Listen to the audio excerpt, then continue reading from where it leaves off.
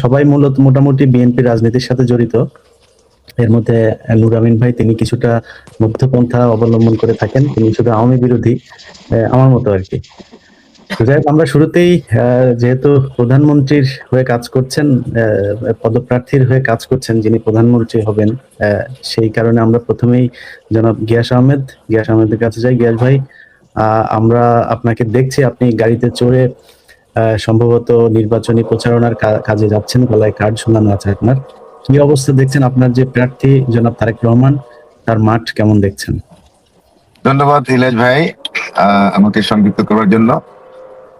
আপনার বহুল প্রচারিত এই প্ল্যাটফর্মের মাধ্যমে ইলিয়াস ভাইকে তো আমি শুনতে পাচ্ছি না। শোনা যাচ্ছে? আচ্ছা, হ্যাঁ, শুনতে পাচ্ছেন? খালিদ ভাই, আপনি আমাকে শুনেন না? তো যাই হোক, আমরা যেহেতু, আপনাকে ধন্যবাদ। আমি যেহেতু এখন ঢাকা আছি, ঢাকাতে আসলে তারেক রহমানের যে নির্বাচনী এলাকা, সেখানে আপনারা জানেন যে তারেক রহমান দীর্ঘদিন বিদেশে থেকে বাংলাদেশের রাজনীতিকে এবং বাংলাদেশকে নেতৃত্ব দিয়েছেন। তারেক রহমান একজন, ইলিয়াস ভাইকে আমি শুনতে পাচ্ছি না। ইলিয়াস ভাইকে শোনা যাচ্ছে না, ইলিয়াস ভাইকে শুনতে পেলো। ইলিয়াস ভাই খালিদ ভাই, আপনি কি আমি গিয়াস কথা ভাইয়ের বলছি। কথা শুনেন? খালিদ ভাই, এখন কারো কথা শুনেন আপনি? ঢাকাতে আসলে তারেক রহমানের যে খালিদ ভাই, সেখানে আপনারা জানেন যে তারেক রহমান ভাইব্রেশন হচ্ছে আপনার। গিয়াস ভাই বলেন যে। তো যাই হোক, এখন সেই আপনারা জানেন বিএনপি একটি স্বাধীনতার যে পক্ষের শক্তি এবং ৭১-এর যে স্বাধীনতার যে ঘোষণা, আমাদের দলের যে প্রতিষ্ঠাতা, তিনি স্বাধীনতা ডাক দিয়েছিলেন, যুদ্ধ করেছেন এবং ৭৫-এর পট পরিবর্তনের সময় আপনারা দেখেছেন যে সেই বাকশালের কবল থেকে শহীদ প্রেসিডেন্ট জিয়া রহমান বাংলাদেশকে একটি গণতান্ত্রিক এবং বহুদলীয় গণতন্ত্র ফিরিয়ে দিয়েছেন, ৭১-এর চেতনা ফিরিয়ে দিয়েছেন। তারপর আপনারা জানেন যে আমাদের দেশনেত্রী বেগম খালেদা জিয়া, তিনিও ৯ বছর স্বৈর শাসকের বিরুদ্ধে আন্দোলন করেছেন। অন্যদিকে আমরা দেখেছি যে স্বৈর শাসককে সমর্থন দিয়ে সংসদে গিয়েছে জামাত এবং আওয়ামী লীগ। সেই কারণেই আমার দেশের জনগণ আমাদের দেশনেত্রী বেগম খালেদা জিয়াকে দেশনেত্রী হিসেবে উপাধি দিয়েছেন, এই আপসীর নেতৃত্বের কারণে। তারপর আপনারা দেখেছেন যে ওয়ান ইলেভেনের সময়ও বিএনপিকে টার্গেট করে ওয়ান ইলেভেনের নায়করা যখন মাঠে নামলো, তখনও বিএনপি এবং আমাদের দেশনেত্রী কখনো আপোষ করেননি। ওয়ান ইলেভেনের নায়করা আমাদের দেশনেত্রী বেগম খালেদা জিয়াকে ক্ষমতায় বসানোর জন্য বলেছিল এবং শর্ত দিয়েছিল তাদেরকে সেফ এক্সিট দিতে হবে, তাদের বিরুদ্ধে কোনো মামলা করতে পারবে না। কিন্তু আমাদের দেশনেত্রী বেগম খালেদা জিয়া সেটা ঘৃণা ভরে প্রত্যাখ্যান করেছেন। তারপরে তারা শেখ হাসিনার সাথে আঘাত করে ক্ষমতা এসেছে। তো এই যে ইতিহাস, যে বিএনপির তো একটা স্বাধীনতা এবং সার্বভৌমত্বের প্রতীক। দীর্ঘদিন জনগণের পক্ষে, দেশের পক্ষে, ভারতীয় আধিপত্যবাদের বিরুদ্ধে সংগ্রাম করেছে। আপনারা জানেন যে ভারতের প্রধান প্রেসিডেন্ট প্রণব মুখার্জি যখন বাংলাদেশে আসে, আমাদের দেশনেত্রী বেগম খালেদা জিয়া প্রতিবাদ স্বরূপ তার সাথে সাক্ষাৎ করেননি, কারণ ভারত বাংলাদেশের রাজনীতিতে নাক গলাচ্ছিল, আওয়ামী লীগকে নগ্নভাবে সমর্থন দিচ্ছিল। তো বিএনপির একটি ইতিহাস আছে, ঐতিহ্য আছে। সেই দলের বর্তমান চেয়ারপারসন তারেক রহমান বিদেশে থেকে, লন্ডনে থেকে আপনার বাংলাদেশের জনগণকে ঐক্যবদ্ধ রেখেছিলেন, বিএনপিকে ঐক্যবদ্ধ রেখেছেন। কারণ শেখ হাসিনা হাজার কোটি টাকার মিশন নিয়ে বিএনপিকে ভাঙবার জন্য চেষ্টা করেছে। কারণ শেখ হাসিনার কাছে একমাত্র দল ছিল হলো ক্ষমতায় যাওয়ার জন্য, তার প্রতিদ্বন্দ্বী দল হলো বিএনপি। সেই বিএনপিকে ধ্বংস করবার জন্য আইনা ঘর করেছে, তারা ক্রস ফায়ার করেছে। এই বিএনপি নেতাকর্মীদেরকে শত শত হাজার লক্ষ লক্ষ নেতাকর্মীকে আপনার শত শত মামলা দিয়ে হয়রানি করেছে, জেলে পুরেছে। তো এই ক্ষেত্রে যে বিএনপি যে কখনো আপোষ করেনি। অন্যদিকে আমরা দেখেছি অন্যান্য দল, যে একটি দল, তারা কিন্তু আপোষ করে ছাত্রলীগের সাথে, আওয়ামী লীগের সাথে আপোষ করে ব্যবসা বাণিজ্য করেছে, তাদের গুপ্ত রাজনীতি করেছে। তো বিএনপি হলো দৃশ্যমান। সেই আপনার একটা জিনিস বলতে চাই যে শেখ হাসিনা দিনের ভোট রাতে করেছে, সেটা কিন্তু কারণ তারেক রহমানের যে নেতৃত্বের কারণে। যে তারেক রহমান যে জনগণকে ঐক্যবদ্ধ রেখেছিলেন, বিএনপিকে ঐক্যবদ্ধ রেখেছিলেন বলেই শেখ হাসিনা ভয়ে দিনের ভোট রাতে করেছে। আবার শেখ হাসিনা আমরা দেখেছেন যে দামি নির্বাচন করেছে। কেন করেছে? দামি নির্বাচন তো বিএনপিকে ভয়ের কারণেই করেছে, যে বিএনপি ২০০ আসনে বেশি পেয়ে যাবে। সুষ্ঠু নির্বাচন হলে। এবং তারেক রহমান লন্ডন থেকে বলেছিলেন জনগণের উদ্দেশ্যে যে আপনারা এই নির্বাচনে, পাতানো নির্বাচনে অংশগ্রহণ করবেন না, এবং জনগণ তার কথা শুনেছে। কোন দেখেন 300 প্রার্থী, আওয়ামী লীগের 300 প্রার্থীর বিরুদ্ধে কোন স্বতন্ত্র প্রার্থী, একজন স্বতন্ত্র প্রার্থীও দেয়নি। কারণটা কি? তারেক রহমান বলেছিলেন এই নির্বাচন বয়কট করুন। জনগণ তার নেতৃত্বে শুনেছে, এবং জনগণ ঐক্যবদ্ধ ছিল বলেই তো আপনার শেখ হাসিনা দাবি নির্বাচন নিতে বাধ্য হয়েছে। দাবি নির্বাচন কাকে বলে? যে তার নিজের দলের লোকদেরকে আবার দাঁড়া করানো হয়েছে, কারণ জনগণ স্বতন্ত্র প্রার্থীও দাঁড়ায়নি। তো এই কৃতিত্ব তো কার? তারেক রহমানের। তো সেক্ষেত্রে আমি বলবো যে আপনার এই জুলাই যে গণঅভ্যুত্থান হলো, গণঅভ্যুত্থানের প্রথম তো তারা এই ছাত্ররা আপনার কোটা সংস্কারের জন্য আন্দোলনটা করেছিল। তারা কিন্তু মানে কোন সরকার পতনের আন্দোলন করেনি। আমাদের ফখরুল সাহেব অনেকেই এটাকে সমর্থন দিয়েছিল বিগিনিং এ, কিন্তু সেই সমন্বয়করা বলেছে আপনারা এটাকে দলীয়করণ করবেন না, রাজনীতিকরণ করবেন না। তো তারপরও আপনার জনগণ রাস্তা নেমে এসেছে, বিএনপি রাস্তা নেমে এসেছে, কারণ যে তারা শেখ হাসিনা অন্যায়ভাবে ছাত্রদের উপর গুলি চালিয়েছে, ঢাকা ইউনিভার্সিটিতে অত্যাচার নির্যাতন করেছে। তো এই একটা সুযোগে জনগণ যেহেতু ঐক্যবদ্ধ ছিল তারেক রহমানের নেতৃত্বে, সেই কারণে জনগণ রাস্তায় নেমে এসেছে, এবং তারেক রহমান লন্ডন থেকে জনগণকে উদ্বুদ্ধ করেছেন এক দফার আন্দোলনের জন্য। আমি একটা জিনিস বলতে চাই, তখন ডিবি হারুনের ভাতের হোটেলে এই 6 জন সমন্বয়ককে ধরে নিয়ে গেল, তখন কিন্তু শেখ হাসিনা আপনার জরুরি আদালত বসিয়ে এই ছাত্রদের যে কোটা সংস্কার সেটা কিন্তু মেনে নিয়েছিল কোর্টের মাধ্যমে মেনে নেওয়ার পরে ডিবি হারুন তাদেরকে বললো যে তোমাদের যে আন্দোলন সেটা তো দাবি দেওয়া, সেটা তো সরকার মেনে নিয়েছে, মানে আদালত মেনে নিয়েছে, এখন তোমরা আন্দোলন প্রত্যাহার করো। এবং তারা কিন্তু আন্দোলন প্রত্যাহার করে স্বাক্ষর করার 3 দিন পর্যন্ত কোনো আন্দোলন তেমন একটা হয়নি। আমরা নিউ ইয়র্ক থেকে খুবই আপসেট যে আন্দোলন জমছে না কেন, কারণ তারা স্বাক্ষর করেছে। তারেক রহমান আমাদেরকে কল দিয়েছেন, নিউ ইয়র্কে কল দিয়েছেন, সারা বিশ্বের প্রবাসীদেরকে, নেতৃবৃন্দকে এবং বাংলাদেশের প্রত্যেকটা থানার ইউনিটদেরকে কল দিয়ে বলেছেন যে এক দফার আন্দোলন, কোনো অবস্থাতেই ঘরে ফিরে যাওয়ার সুযোগ নেই, তোমরা রাস্তায় নেমে আসো। এবং বিএনপি, অন্যান্য দল, প্রাইভেট ইউনিভার্সিটি ছাত্ররা, জনগণ, রিক্সা চালক আস্তে আস্তে ধীরে ধীরে রাস্তা নেমে এসেছে। যখন আন্দোলন খুবই বেগবান, তখন কিন্তু এই 6 জন সমন্বয়করা তখন আবার এক দফার আন্দোলন দিয়েছে। তো এটা বুঝতে হবে যে তারেক রহমান বিদেশে থেকে তিনি যে যোগ্য নেতৃত্ব দিয়েছেন সেটা কিন্তু প্রমাণিত। তারপর তিনি যে বাংলাদেশকে এই ঘূর্ণে ধরা শাসন ব্যবস্থা, যে আমলাতান্ত্রিক জটিলতা, দেশের যে দুর্নীতি, দেশের যে অব্যবস্থা, এটা ব্যাপারে কিন্তু তিনি বিদেশি থেকে তিনি বিদেশি যে সমাজ কল্যাণ যে একটা রাষ্ট্র আমেরিকা, ইউরোপ, সেটা তিনি প্রত্যক্ষ দেখেছেন। সেই ব্যাপারে দেখেন এই জুলাই বিপ্লবের আগেই 31 দফা দিয়ে জনাব তারেক রহমান আপনার জনগণকে জানিয়ে দিয়েছে যে পরিবর্তন করতে হবে, সংস্কার করতে হবে। 31 দফার মধ্যে কিন্তু অনেক সংস্কার যেগুলি আছে পরবর্তীকালে যে সংস্কারক যারা, তারা কিন্তু এই 31 দফার থেকে নিয়েছে। তো সেই দিক থেকে আমি মনে করবো যে তারেক রহমান বলেছেন, দেশে এসেছেন 25শে ডিসেম্বর, আমি সেই একসাথে এসেছিলাম এয়ারপোর্টে, তিনি বলেছেন যে আই হ্যাভ এ প্ল্যান। যেমন আমাদের মার্কিন লুথার কিং বলেছিলেন, আমেরিকার সেই মার্কিন লুথার কিং, যে আই হ্যাড এ ড্রিম। তো সেই প্ল্যানটা কিন্তু উইদাউট প্ল্যানিং কোনো দেশ আপনার উন্নত হতে পারে না। আগে প্ল্যানিং করতে হবে, তারপরে আপনার দেশের উন্নয়ন হবে। সেই প্ল্যানিং ব্যাপারে দেখেন তিনি আমাদের যে বিদেশে, আমেরিকাতে বা ইউরোপে যে নিম্ন আয়ের মানুষকে যে ভাতা দেওয়া হয়, যে ইনসেন্টিভ দেওয়া হয়, সেটা কিন্তু তিনি ঘোষণা দিয়েছেন 2000 টাকা করে মাসে মা বোনদেরকে দেওয়া হবে, কিশোরদেরকে দেওয়া হবে, যারা নিম্ন আয়ের জনগোষ্ঠী। এবং বেকারত্ব দূর করবার জন্য তিনি কিন্তু দেখেন বলেছেন যে কর্মসংস্থান তৈরি করতে হবে। আর কর্মসংস্থান তৈরি করে মুখ্যমন্ত্রী, জি ভাই, আমরা তো এই বিষয়গুলো প্রতিদিনই শুনছি, আমরা ওনাদের যে নির্বাচনী সভাগুলো তো শুনছি, কিন্তু একটা জিনিস আমি আপনারা জানতে চাই যে ধরেন খালেদা জিয়ার নেতৃত্বে তো আপনারা তো আছেন নাকি, এখনো খালেদা জিয়াকে তো মানেন নাকি? জি জি অবশ্যই।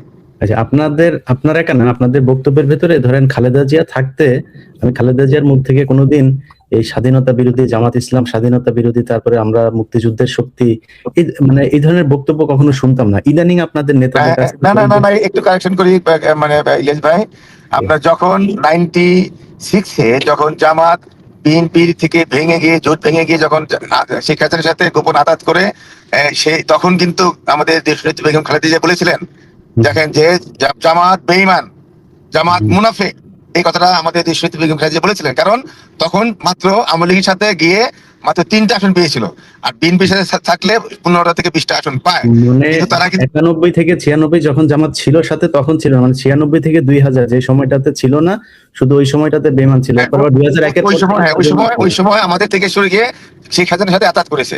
এবং মানে তখন আমি আপনাকে গ্যারান্টি দিয়ে বলতে পারি, আপনি খোঁজ নিবেন, যে তখন শেখ হাসিনা জামাতকে রাজাকার শব্দটি বলে নাই, কারণ তাদের সাথে একটা গোপন আদাত ছিল। এবং সেই আদাতের কারণেই কিন্তু আপনার ওই বিএনপি বিরুদ্ধে জামাত এবং আওয়ামী লীগ একসাথে জোট করে তারা ওই আপনার তত্ত্বাবধায়ক সরকারের যে দাবিটা ছিল তারা না কিন্তু ঠিক একসাথে আছে, করেছে। ধরেন আমাদের অনেকেরই হয়তো সেই 96 সালে খালেদা জিয়া যখন বলেছিলেন সেটা আমাদের মনে নাই, কিন্তু আমাদের মনে থাকার যে এই সময়টা, যেমন 2001 থেকে যদি আমরা ধরি 2025 সাল পর্যন্ত খালেদা জিয়া বেঁচে ছিলেন, আমি কোনোদিন ওনার মুখ থেকে শুনি নাই যে এটা রাজাকারদের, বরং যখন বিচার হয়েছে কথিত যুদ্ধাপরাধের দায়ে তখন খালেদা জিয়া বক্তব্য দিয়েছেন এই বিচার মানি না, এটা একটা প্রহসনের বিচার, এটা ক্যাঙ্গারু কোর্টের বিচার, এদেরকে ইচ্ছা করে এইভাবে এই ফাঁসি দিয়ে মারা হচ্ছে, এটা খালেদা জিয়ার বক্তব্য ছিল। তো আপনাদের ওইটা বাদ দিলাম, মানে জামাতের হিসাব বাদ, কিন্তু আপনারা যে মুক্তিযুদ্ধের শক্তির পক্ষের শক্তির দল, 71-এর চেতনা নিয়ে আপনারা থাকেন, এইটা আমরা এই গত 2-3 মাস ধরে বেশি শুনছি। এটা একটু বেশি শোনা যায় কিনা আপনাদের কাছে, এটা মনে হয় কিনা? Thank you. আমি একটা বলি, দেখেন, আমাদের দেশ শুরুতে বেগম খালেদা জিয়া ও এক সময় জামাতের বিরুদ্ধে বলেছেন। আর ইদানিং যেটা হয়েছে জামাতের বিরুদ্ধে কেন এখন মানে জামাত তো বিএনপির বিরুদ্ধে বলছে, আমি বলতে চাচ্ছি যে উল্টো। কারণ যখন এই গণঅভ্যুত্থান হলো, গণঅভ্যুত্থান হওয়ার পরে দেখেন তার মানে কয়েকদিন পর থেকেই একটা স্লোগান আসলো জামাত এবং এনসিপি এবং সরকারের পক্ষ থেকে, এই অন্তর্কালীন সরকারের পক্ষ থেকে একটা জোট, যে আমরা একটি ফ্যাসিবাদকে তাড়িয়ে আরেকটি ফ্যাসিবাদের আনতে চাই না। মানে কি, মানে তারা নিজেরাই সিদ্ধান্ত নিয়ে নিয়েছেন, জনগণের কোনো এখানে ভোটের অধিকার নাই। তারা একটা স্লোগান দিল যে মানে আওয়ামী লীগকে সরিয়ে আবার বিএনপিকে আমরা আনতে চাই না। মানে যেই কারণে দেখেন শেখ হাসিনা বিএনপিকে ভয় পেয়ে বা বিএনপিকে ভয় পেয়ে এবং বিএনপিকে ঠেকানোর জন্যই শেখ হাসিনা দিনের ভোট রাতে করেছে, দামি নির্বাচন করেছে। এবং এই অন্তর্বর্তীকালীন সরকার জামাত এবং এনসিপি যৌথভাবে তারা স্লোগান দিল বিএনপি ঠেকানোর জন্য যে আমরা একটি ফ্যাসিবাদী সরকারকে পতন ঘটিয়ে আরেকটি ফ্যাসিবাদী সরকারকে দেখতে চাই না, আরেকটি চাঁদাবাজি সরকারকে দেখতে চাই না। যখন চাঁদাবাদের কিছুই হয় নাই, মানে একটি সরকার যখন মানে পতন হলো তার এক সপ্তাহের মধ্যে কিন্তু এই স্লোগানটা আসলো। মানে এটা একটা পরিকল্পিত ছিল। অতএব এই বিএনপির সাথে যে বেইমানিটা কিন্তু জামাত এই গণঅভ্যুত্থানের পরে থেকে শুরু করলো, এবং তাদের বট বাহিনী যেভাবে বিএনপির বিরুদ্ধে মানে যে প্রচারণা শুরু করেছে, এটা কিন্তু বিএনপি আগে করেনি, বিএনপি কিন্তু এই কাজটা আগে করেনি। অর্থাৎ আমরা দেখেছি যে জামাত সবসময় একটা সরকারের মানে মানে পক্ষ থেকে থাকতে চেয়েছে এবং তাদের সুবিধা মতো এবং সুবিধা মতো থাকতে চেয়েছে, এবং তারা সবসময় জাতির সাথে এবং বিএনপির সাথে সুযোগ মতো বেইমানি করেছে। গ্যাস ভাই, আপনাকে আমরা আরো শুনবো। গ্যাস ভাই বক্তব্যের প্রেক্ষিতে খালেদ ভাইয়ের কাছে আমার বক্তব্য হয়েছে যে আপনারা কেন আপনাদের বট বাহিনী দিয়ে আপনারা বিএনপির বিরুদ্ধে বিষোদগার শুরু করেছিলেন, এটা আপনার অভিযোগ। আচ্ছা, জি, ধন্যবাদ। ইলিয়াস ভাই সহ নুরুল আমিন ভাই আছেন এখানে, গোলাম আহমেদ ভাই আছেন, সবাইকে অনেক ধন্যবাদ জানাচ্ছি। আসলে আমি শুনছিলাম গোলাম আহমেদ ভাই কথাগুলো। গিয়াস আহমেদ ভাই, জি, গিয়াস আহমেদ ভাই, সরি, গিয়াস আহমেদ ভাই। আসলে এই কথাগুলো তো চর্বিত চর্বণ। আমার মনে হয় না যে এই কথাগুলোর খুব একটা যৌক্তিক ভ্যালু এই সময় এসে বাংলাদেশের রাজনীতিতে খুব বেশি একটা যৌক্তিক ভ্যালু আছে আমার মনে হয় না। কারণ এই কথাগুলো এমন একটা পর্যায়ে চলে গেছে, এগুলো এখন টকশো খুললে, আলোচনা আসলে, বিএনপির যে কোনো আলোচক আসলে এই ঘুরে ফিরে কথা এগুলোই। তা আমি আসলে সেদিকে যেতে চাচ্ছি না।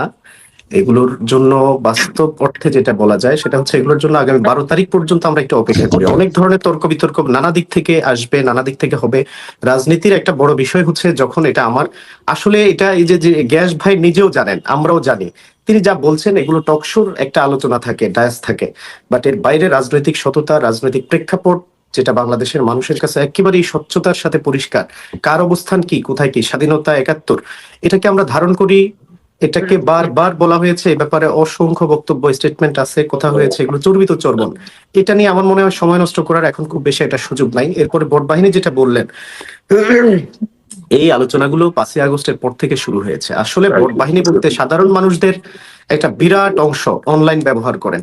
শেখ হাসিনাকে ভোট থেকে তাড়ানোর, এই মাঠ থেকে তাড়ানোর যে বিশাল একটা, আপনি যদি হাতিয়ার বলেন, সেটা ছিল এই অনলাইন ফেসবুক। সেখানে শুধু জামাত এবং শিবির ছিল না, এখন ওই যে যিনি রিক্সা চালান, যিনি দিনমজুরের কাজ করেন, তিনিও তার কাজ শেষে এসে তার অ্যান্ড্রয়েড ফোনটা নিয়ে দেশের কোথায় কি হচ্ছে এগুলো দেখেন। তো তিনি তার জায়গা থেকে তার অবস্থানগুলো তুলে ধরেন। এগুলোকে সবাইকে জামাত এবং শিবির কাউন্ট করে একটা ভোট বাহিনী দিয়ে দিলেই আসলে বাস্তব অবস্থাটা আড়াল করার সুযোগ হয় না, সম্ভব হয় না। হ্যাঁ, এবং বাস্তবিক তাই হচ্ছে। তো আমার মনে হয় বিএনপি এই আলোচনাগুলোই, ঘুরে ফিরে ছাত্র দল, বিএনপি, অনেক সেন্ট্রাল লিডারদের সাথেও মেশার সুযোগ হয় আসলে। বাট কাছাকাছি গেলে একরকম, আর যখন অনলাইনে কিংবা টিভি টক শোতে আসে আমরা একরকম। এগুলো আমার কাছে মনে হয় যে শুধুমাত্র রাজনৈতিক ভাবে ঘায়েল করার অথবা রাজনৈতিক কোনো একটা বিষয়, আমার কাছে মনে হচ্ছে এগুলো থেকে বেরিয়ে আরো কোনো একটা স্মার্ট বিষয় নিয়ে রাজনৈতিক প্রতিপক্ষের সাথে আমাদের টেবিলে আসা উচিত। এই শুধুমাত্র এই বিষয়গুলো তেনা পেঁচাপেচি করে এটা আমার মনে হয় বিএনপির জন্যই ক্ষতি হচ্ছে। আমাদের আরো একটা স্মার্ট বিরোধিতার কোনো একটা স্মার্ট জায়গা খুঁজে সেই জায়গাগুলো ধরে ধরে আমাদের সমালোচনা করা উচিত, বিরোধিতা করা উচিত। আমাদের যদি কোনো ভুল থাকে, জামাত ইসলামের কোনো বিষয়ে গ্যাপ থাকলে, ঘাটতি থাকলে, সেগুলোর জন্য স্মার্ট যে পলিসি আছে, স্মার্ট যে সমালোচনার মাধ্যমগুলো আছে, সেগুলো ব্যবহার করা উচিত। হ্যাঁ, এই বিষয়গুলো আমার মনে হচ্ছে জনগণও ভালোভাবে নেয় না। এগুলো সবাই বুঝে ঘুরে ফিরে এই একই বক্তব্যগুলো। তো এই ব্যাপারে আমি আর বেশি কিছু বলতে চাচ্ছি না। আমি অনুরোধ করব আমাদের ভাই বন্ধু যারা আছেন ভিন্ন সংগঠনের, এই জায়গাগুলো থেকে একটু ফিরে আসতে হবে, পাবলিক পালস বুঝতে হবে। বাংলাদেশের বিশাল একটা সংখ্যা মানুষের মাইন্ড সেট আপ যে কোথায় গিয়ে পৌঁছেছে, আমার মনে হচ্ছে যে বিএনপি এই জায়গাটা এখনো ভালো করে রিড করতে পারে নাই, ধরতে পারে নাই। যার জন্য ঘুরে ফিরে সেই একই কাসুন্দি, একই বিষয়গুলো বারবার উপস্থাপিত হচ্ছে, নিয়ে আসছেন তারা। আর পাবলিক ভাই, পালসটা যদি ধরতে পারতেন। আপনাদের জি। আপনাদের আপনি নাহিদ ইসলামের আসন থেকে আপনি তার নির্বাচন পরিচালনা কমিটিতে আছেন, কেমন দেখছেন মাঠে ভোটের অবস্থা কি? হ্যাঁ, আলহামদুলিল্লাহ। আমি যদি বলি আসলে আমি তো শুধু নাহিদ ইসলামের সাথে বলা যায় যে বিশাল একটা অংশ থাকারই সুযোগ হচ্ছে, এবং তার সাথে একেবারে সরাসরি গ্রুপ লেভেলে গণসংযোগের যে বিষয়টা সকাল থেকে সন্ধ্যা পর্যন্ত এই গণসংযোগেও থাকার সুযোগ হচ্ছে। আমার কাছে মনে হচ্ছে এটা মানে তার যে মাঠের জোয়ার, অ্যাট্রাকশন, কিংবা 11 দলীয় অ্যালায়েন্সের যে প্রার্থী, এই প্রার্থীকে বিজয়ী করার জন্য মানুষের যে আগ্রহ, আন্তরিকতা, তার ক্রিয়দাংশ একেবারে খুব সামান্যই মিডিয়াতে আসে। বাট আমরা বাস্তবিক প্রেক্ষাপট যেটা দেখি, আমার কাছে মনে হচ্ছে যে মানুষ তাকে ধরে এখনই মানে সংসদে পাঠিয়ে দিতে পারলে খুশি হতো। তার অভিব্যক্তিটা, তার অ্যাপিয়ারেন্সটা এরকম। আমরা যখন কাছে যাচ্ছি মানুষ, আমরা খুব লক্ষ্য করছি, নাহিদ ইসলাম একটা পোস্ট দিচ্ছে, আপনি দেখছেন যে পিঠা বানায় নাহিদ ইসলাম আজকে এলাকায় আসবে, তার সফরসূচিগুলো ফেসবুকে দেয়া হয়। মায়েরা ঘর থেকে পিঠা বানায় নিয়ে আসতেছেন, বোনেরা তার স্ত্রীর জন্য চুড়ি, ছোট ছোট উপহারগুলো, কেউ 5 টাকা, 10 টাকা, 500 টাকা পর্যন্ত তাকে তার আগ্রহের সাথে, একজন ভিক্ষুক পর্যন্ত এসে তাকে তার পকেট থেকে বলছে, বাবা এটা তোমার নির্বাচনে খরচ করো। তো এটা শুধু আমি জাস্ট উদাহরণটা বললাম, পুরো আসনের জরিপ এবং জনমত জরিপ যেটা, সেই জায়গা থেকে এবং নাহিদ ইসলামের ব্যক্তিগত অবস্থান থেকে এবং 11 দলীয় অ্যালায়েন্সের জামাত সহ অন্যান্য দল যেভাবে তার জন্য মাঠে নেমেছি, আমার কাছে মনে হচ্ছে এই গণজোয়ার অবশ্যম্ভাবী মানে একটা বিজয়ের দ্বারপ্রান্তে আমাদেরকে নিয়ে যাবে। আর কিছু বিষয় আছে আমি এখানে আলোচনায় বলার জন্য বললাম একটা বিষয়, আর বাস্তবিক মাঠের প্রেক্ষাপট যেটা আমি খুব দৃঢ়তার সাথে লক্ষ্য করছি, মানুষের অ্যাট্রাকশন, আন্তরিকতা, এবং তাকে সংসদে নেওয়ার জন্য, জুলাইকে ধারণ করার জন্য, এবং আগামী দিনে একটা রাজনৈতিক কালচারের পরিবর্তনের যে একটা সুপ্ত বাসনা মানুষের মনে ধীরে ধীরে গেঁথে গেছে, এই যে একটা মানসিক বিপ্লব মানুষের ভিতর ঘটে গেছে, এটা আমরা মাঠের রিফ্লেকশনে দেখতে পাচ্ছি। আশা করি 12 তারিখ এটার রেজাল্ট আপনারা খুব সহজেই পাবেন ইনশাআল্লাহ। এটা আসলে আমি শুধু বলার জন্য বলা না, নাহিদ ইসলাম এবং এখানে আমাদের তার বিপরীতে যিনি আছেন কায়ুম, বিএনপির প্রার্থী যিনি আছেন, আমি খুব খুব কাছ থেকে লক্ষ্য করছি নাহিদ ইসলাম এই জায়গায় অনেক বেশি আগায় আছে, অনেক বেশি এগিয়ে আছে, এবং 12 তারিখ এটা রিফ্লেকশন ঘটবে ইনশাআল্লাহ আমরা আশা করছি। আর আমরা তো শুধু কায়ুম সাহেবের নির্বাচনের প্রচারণা, আমরা যতটুকু দেখেছি তিনি খুব বেশি এটা রুট লেভেলে নামেন না, একটা ফ্রাডো গাড়িতে করে হয়তো এভাবে হাত নেড়ে নেড়ে গণসংযোগ করেন, জনগণকে ইশারা দেন। কিন্তু আমরা একেবারে নাহিদ ইসলামকে নিয়ে বস্তি থেকে শুরু করে একদম 10 তলা পর্যন্ত কোথাও বাদ রাখছি না, যার জন্য পাবলিক পালসটা আমরা খুব কাছ থেকে দেখার এবং বোঝার সুযোগ পাচ্ছি। এটা 100%। আমি যদি বলি আপনাকে, এখানে ডিফারেন্সটা অনেক বেশি থাকবে আমরা যতটুকু বুঝতেছি। একদম সাধারণ লেভেলে ভারত আমাদের 11 দলীয় অ্যালায়েন্সের পক্ষে খুব একটা ভালো গণজোয়ার আছে। এক্ষেত্রে নাহিদ ইসলাম তার ব্যক্তিগত অবস্থানের কারণে, তার ব্যক্তিগত একটা গ্রহণযোগ্যতা, জুলাই আন্দোলনে তার ভূমিকা, নির্যাতিত হওয়ার ইতিহাস মানুষ জানে। তো সেই দিক থেকে এটা তার নিজের এলাকা, তার উপরে নাহিদ ইসলামের এটা নিজের এলাকা, সে বনশ্রীতে বেড়ে উঠেছে, বাট্টা বেড়াইত নিয়ে তার এখানে ছোটবেলা থেকে একটা বড় ইয়ে ছিল, ঘরের সন্তান। এটাকে ট্রিট করেও মানুষ অনেক বেশি আগ্রহ দেখাচ্ছে, আন্তরিকতা দেখাচ্ছে, এবং স্বপ্রণোদিত হয়ে মানুষ বলছে, আমরা তোমার নির্বাচনী ভ্যানগার্ড হয়ে কেন্দ্রে থাকবো, তোমাকে আমরা ভোট যেমন দেব, ভোটটাকে ঘরে ফিরিয়ে রেজাল্ট নিয়ে আসার জন্য আমরা সচেষ্ট থাকবো। তো আমরা আশাবাদী, এটা এই রিফ্লেকশনটা অবশ্য মানে এটা আমার কাছে মাঝে মাঝে অবাক লাগে। আমি খুব কাছ থেকে যখন দেখি তখন অবাক লাগে। আমরা আশা করি 12 তারিখ এটা একটা খুব ভালো ফলাফল আপনারা ইনশাল্লাহ দেখতে পাবেন। গ্যাস ভাই, আমরা এই নূর আমিন ভাইয়ের কাছে আসবো, তার আগে ছোট করে আপনি মাঠের অবস্থাটা আমরা আপনার কাছে শুনি নাই, কেমন দেখছেন? যেটা খালিদ সাইফুল্লাহ ভাই বলছিল উনি নাহিদের নির্বাচনী পরিচালনা করতে আছেন, মানে আপনি কেমন আসলে দেখছেন? আমি যা দেখছি, যে আমি তো দেখছি যে ধানের শীষ, এটা হলো যে বস্তির লোক, সাধারণ মানুষ, তারা বলছে যে ধানের শীষের কোনো বিকল্প নেই, এবং তারা দেশনেত্রী বেগম খালেদা জিয়াকে যেভাবে দেখেছেন এবং তারেক সাহেবকে সেভাবেই দেখছেন, এবং তারা মানে তারা বলছেন যে ধানের শীষ ছাড়া তো মানে পরিবর্তন কি, পরিবর্তনের কথা তো যারা নাকি পরিবর্তনের কথা বলছে, আসলে কিন্তু তারা পরিবর্তন নিজেরা হয়েছে। মনে করেন তারা যেভাবে ভাষা ইউজ করে, যেভাবে কথা বলে, স্লোগান দিচ্ছে, এটা সেই ফ্যাসিবাদের ভাষার চেয়ে খুবই খারাপ। মানে আপনি যখন পরিবর্তনের কথা বলবেন তখন তো আপনি একটা যারা সিনিয়র লিডার আছে তাদেরকে রেসপেক্ট করে কথা বলতে হয়। আজকে দেখেন এই পাটোয়ারি থেকে শুরু করে নাহিদরা যারা নাকি এই কয়েকজন আছেন, হ্যাঁ, তারা তো আজকে জনগণ থেকে বিচ্ছিন্ন, তাদের মব সৃষ্টি করে তারা যেভাবে তাদের যে বসরা যেভাবে উপদেষ্টা ছিলেন, উপদেষ্টা থাকাকালে তাদের পিএস রা যেভাবে হাজার কোটি টাকা দুর্নীতি করেছে, ব্যবসায়ীদের কাছ থেকে টাকা নিয়েছে, তারা এখন চলে কোথায় দেখেন? তারা চলে এখন মানে হাই কোটি কোটি টাকার দামের গাড়ি, তাদের মানে রাজপ্রাসাদ, তাদের অফিস থেকে বাড়া হয়।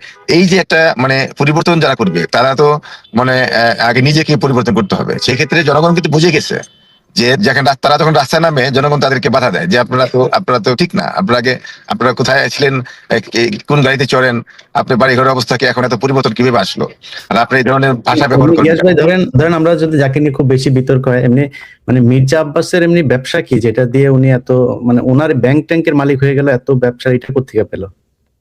উনি আসলে যতটুকু আমি জানি, আমি তো ঢাকারই ছেলে, ওনাদের এই শাহজাহানপুরে কিন্তু ওনাদের প্রচুর জায়গা, এবং ওনাদের জায়গার উপরেই রেল লাইন গিয়েছে, রেল, এবং সেই ক্ষেত্রে ওনা কিন্তু উড়ে আসে নাই ঢাকা শহরে, তো ওনাদের একটা অবস্থান আছে। এবং মানে কিভাবে সেই উনি কে ছিলেন, মানে ওনার পূর্বপুরুষ মানে কে ছিলেন যে ওনাদের এত সম্পত্তি ছিল, সেটা কে করলো? মনে করেন ওনার যেখান বাবা কি থেকে করতো? ওনার বাবা হ্যাঁ কি করতো? ওনারা যখন যেখান থেকে আসুক, মনে করেন বিভিন্ন ডিস্ট্রিক্ট থেকে মানুষ ঢাকা শহরে এসেছে, আমরা ঢাকার লোক, এই কারণে আমরা ঢাকা শহরে আমরা দেখালাম আমাদের বাড়ি ঢাকা দোহার, আমাদের সেই জমি মানে শত শত জমি আমাদের গ্রামে আছে, গ্রামে, কিন্তু শহরে আমাদের টাকার প্রয়োজন হয় না, কিন্তু শহরে কিন্তু দেখা গেছে বিভিন্ন ডিস্ট্রিক্ট থেকে লোক এসেছে। আমরা মনে করছি আমরা ঢাকার লোক। বিভিন্ন ডিস্ট্রিক্ট থেকে এসে তো আর ঢাকাতে তো আর কেউ ফ্রি জমি পায়নি, মানে ওনার বাবা কি করতেন যে উনি এত সম্পত্তি ব্যাংকের মালিক হয়ে গেলেন কিভাবে? যারা নাকি ঢাকাতে এসেছে মানে বাড়ি ঘর করবার জন্য, স্থায়ীভাবে থাকবার জন্য, তারা কিন্তু অনেকেই এসেছে কিছু জায়গা কিনেছে, অনেকেই যারা এই গ্যাস ভাই, আমি সুনির্দিষ্টভাবে মানে আপনার জানা আছে কিনা এটা জানার জন্য, কি আমরা যতটুকু জানি আমি জানি যে আমি যতটুকু জানি, আপনি যেটা বলছেন যে ওনার ফাদার কি করতো, আমি অত তাদের দাদা কি করতো জানি না, বাট তারা যখন এই দেশে এই ঢাকা এসেছে, আমি যতটুকু জানি, আমি ছোটকাল থেকেই দেখে আসছি তাদের ওখানে প্রচুর জায়গা জমি আছে। তো সেই দিক থেকে আমি মনে করি যে তাদের মানে এখানে প্রত্যেক সম্পত্তি এগুলো ছিল, এবং সেই সম্পত্তি এখন আছে। তারপরে দেখেন এবার তো জনগণ কিন্তু তার বিরুদ্ধে যখন যে সমস্ত কথা পাটোয়ারি সাহেব বলছে, যেভাবে ভাষায় কথা বলছে, জনগণ কিন্তু তাকে সাপোর্ট দিচ্ছে না। উপরে তো আপনার জনগণ কিন্তু দুই তিনবার তার উপর হামলা করা হয়েছে, তার উপর ডিম মারা হয়েছে, সেটাও তো করেছে। এটা জনগণ মারছে না, তোকে এটাকে বলি, আচ্ছা ডিম মেরেছে কি দেখেন, তাকে ওই বলে যে মানে দাওয়াত দেওয়া হয়নি, সে গিয়েছে, তার মানে জোর করে গিয়েছে সেখানে একটা অনুষ্ঠান ছিল, এটা নির্বাচনী কোনো অনুষ্ঠান ছিল না, পিঠা উৎসব ছিল। তিনি কে এত ওনাকে যেতেই হবে ওখানে গিয়ে, সেখানে মির্জা আব্বাসের বিরুদ্ধে কথা বলছে, তো ওখানে তো পলিটিক্যাল কোনো প্ল্যাটফর্ম না, এই কারণে ওনাদের বুঝতে হবে, শিখতে হবে যে কোথায় কি কথা বলতে হবে। এখন ওনারা যদি এই মনে করে এটা আমরা আমাদের আওয়ামী লীগের মতো দেশ স্বাধীন করেছি, আমরাই স্বাধীন করেছি এবং আমরাই লুটপাট করবো, এইভাবে তো তাহলে তো পরিবর্তনের কথা তো হয় না। পরিবর্তন করতে হলে তো সে ফ্যাসিবাদীর সুরে কথা বললে হবে না, তো নম্র ভদ্র হতে হবে, মানুষকে বোঝাইতে হবে যে ভাই আমরা পরিবর্তন চাই। তো পরিবর্তন কথা বলেই তো তারা মানে লুটপাট করছে, চাঁদাবাজি করছে। আপনি আপনার গন্তব্যে পৌঁছানোর আগ পর্যন্ত আমাদের সাথে আছেন। নূর আমিন ভাই, আপনাদের দিয়ে শুরু করি। নূর আমিন ভাই, আপনি কেমন দেখছেন আর কি, মানে কি বুঝছেন কারা আসবে, বা এই যে সার্বিক পরিস্থিতি, যে পরিবেশে নির্বাচনী প্রচারণা চলছে, কেমন লাগছে আপনার কাছে? আসসালামু আলাইকুম সবাইকে। গ্যাস ভাই সামনে কথা বলা তো কঠিন ব্যাপার, আমার বড় ভাই, একই এলাকার লোক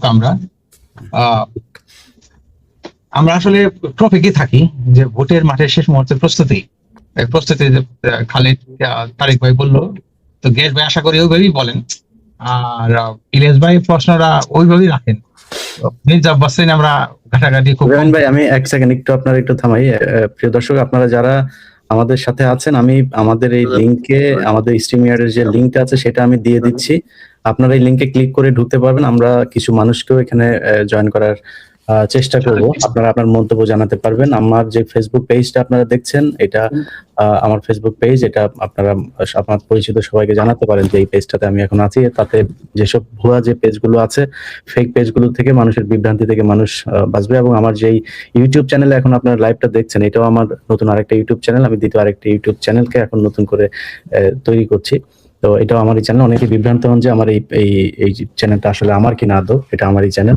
যাই হোক, আপনারা যারা লিঙ্কটা আমার মনে হয় কমেন্ট সেকশনে পেয়েছেন, আপনারা করুন। আমরা একজন দুজন করে আপনাদেরকে যুক্ত করার চেষ্টা করব। জি আমিন ভাই।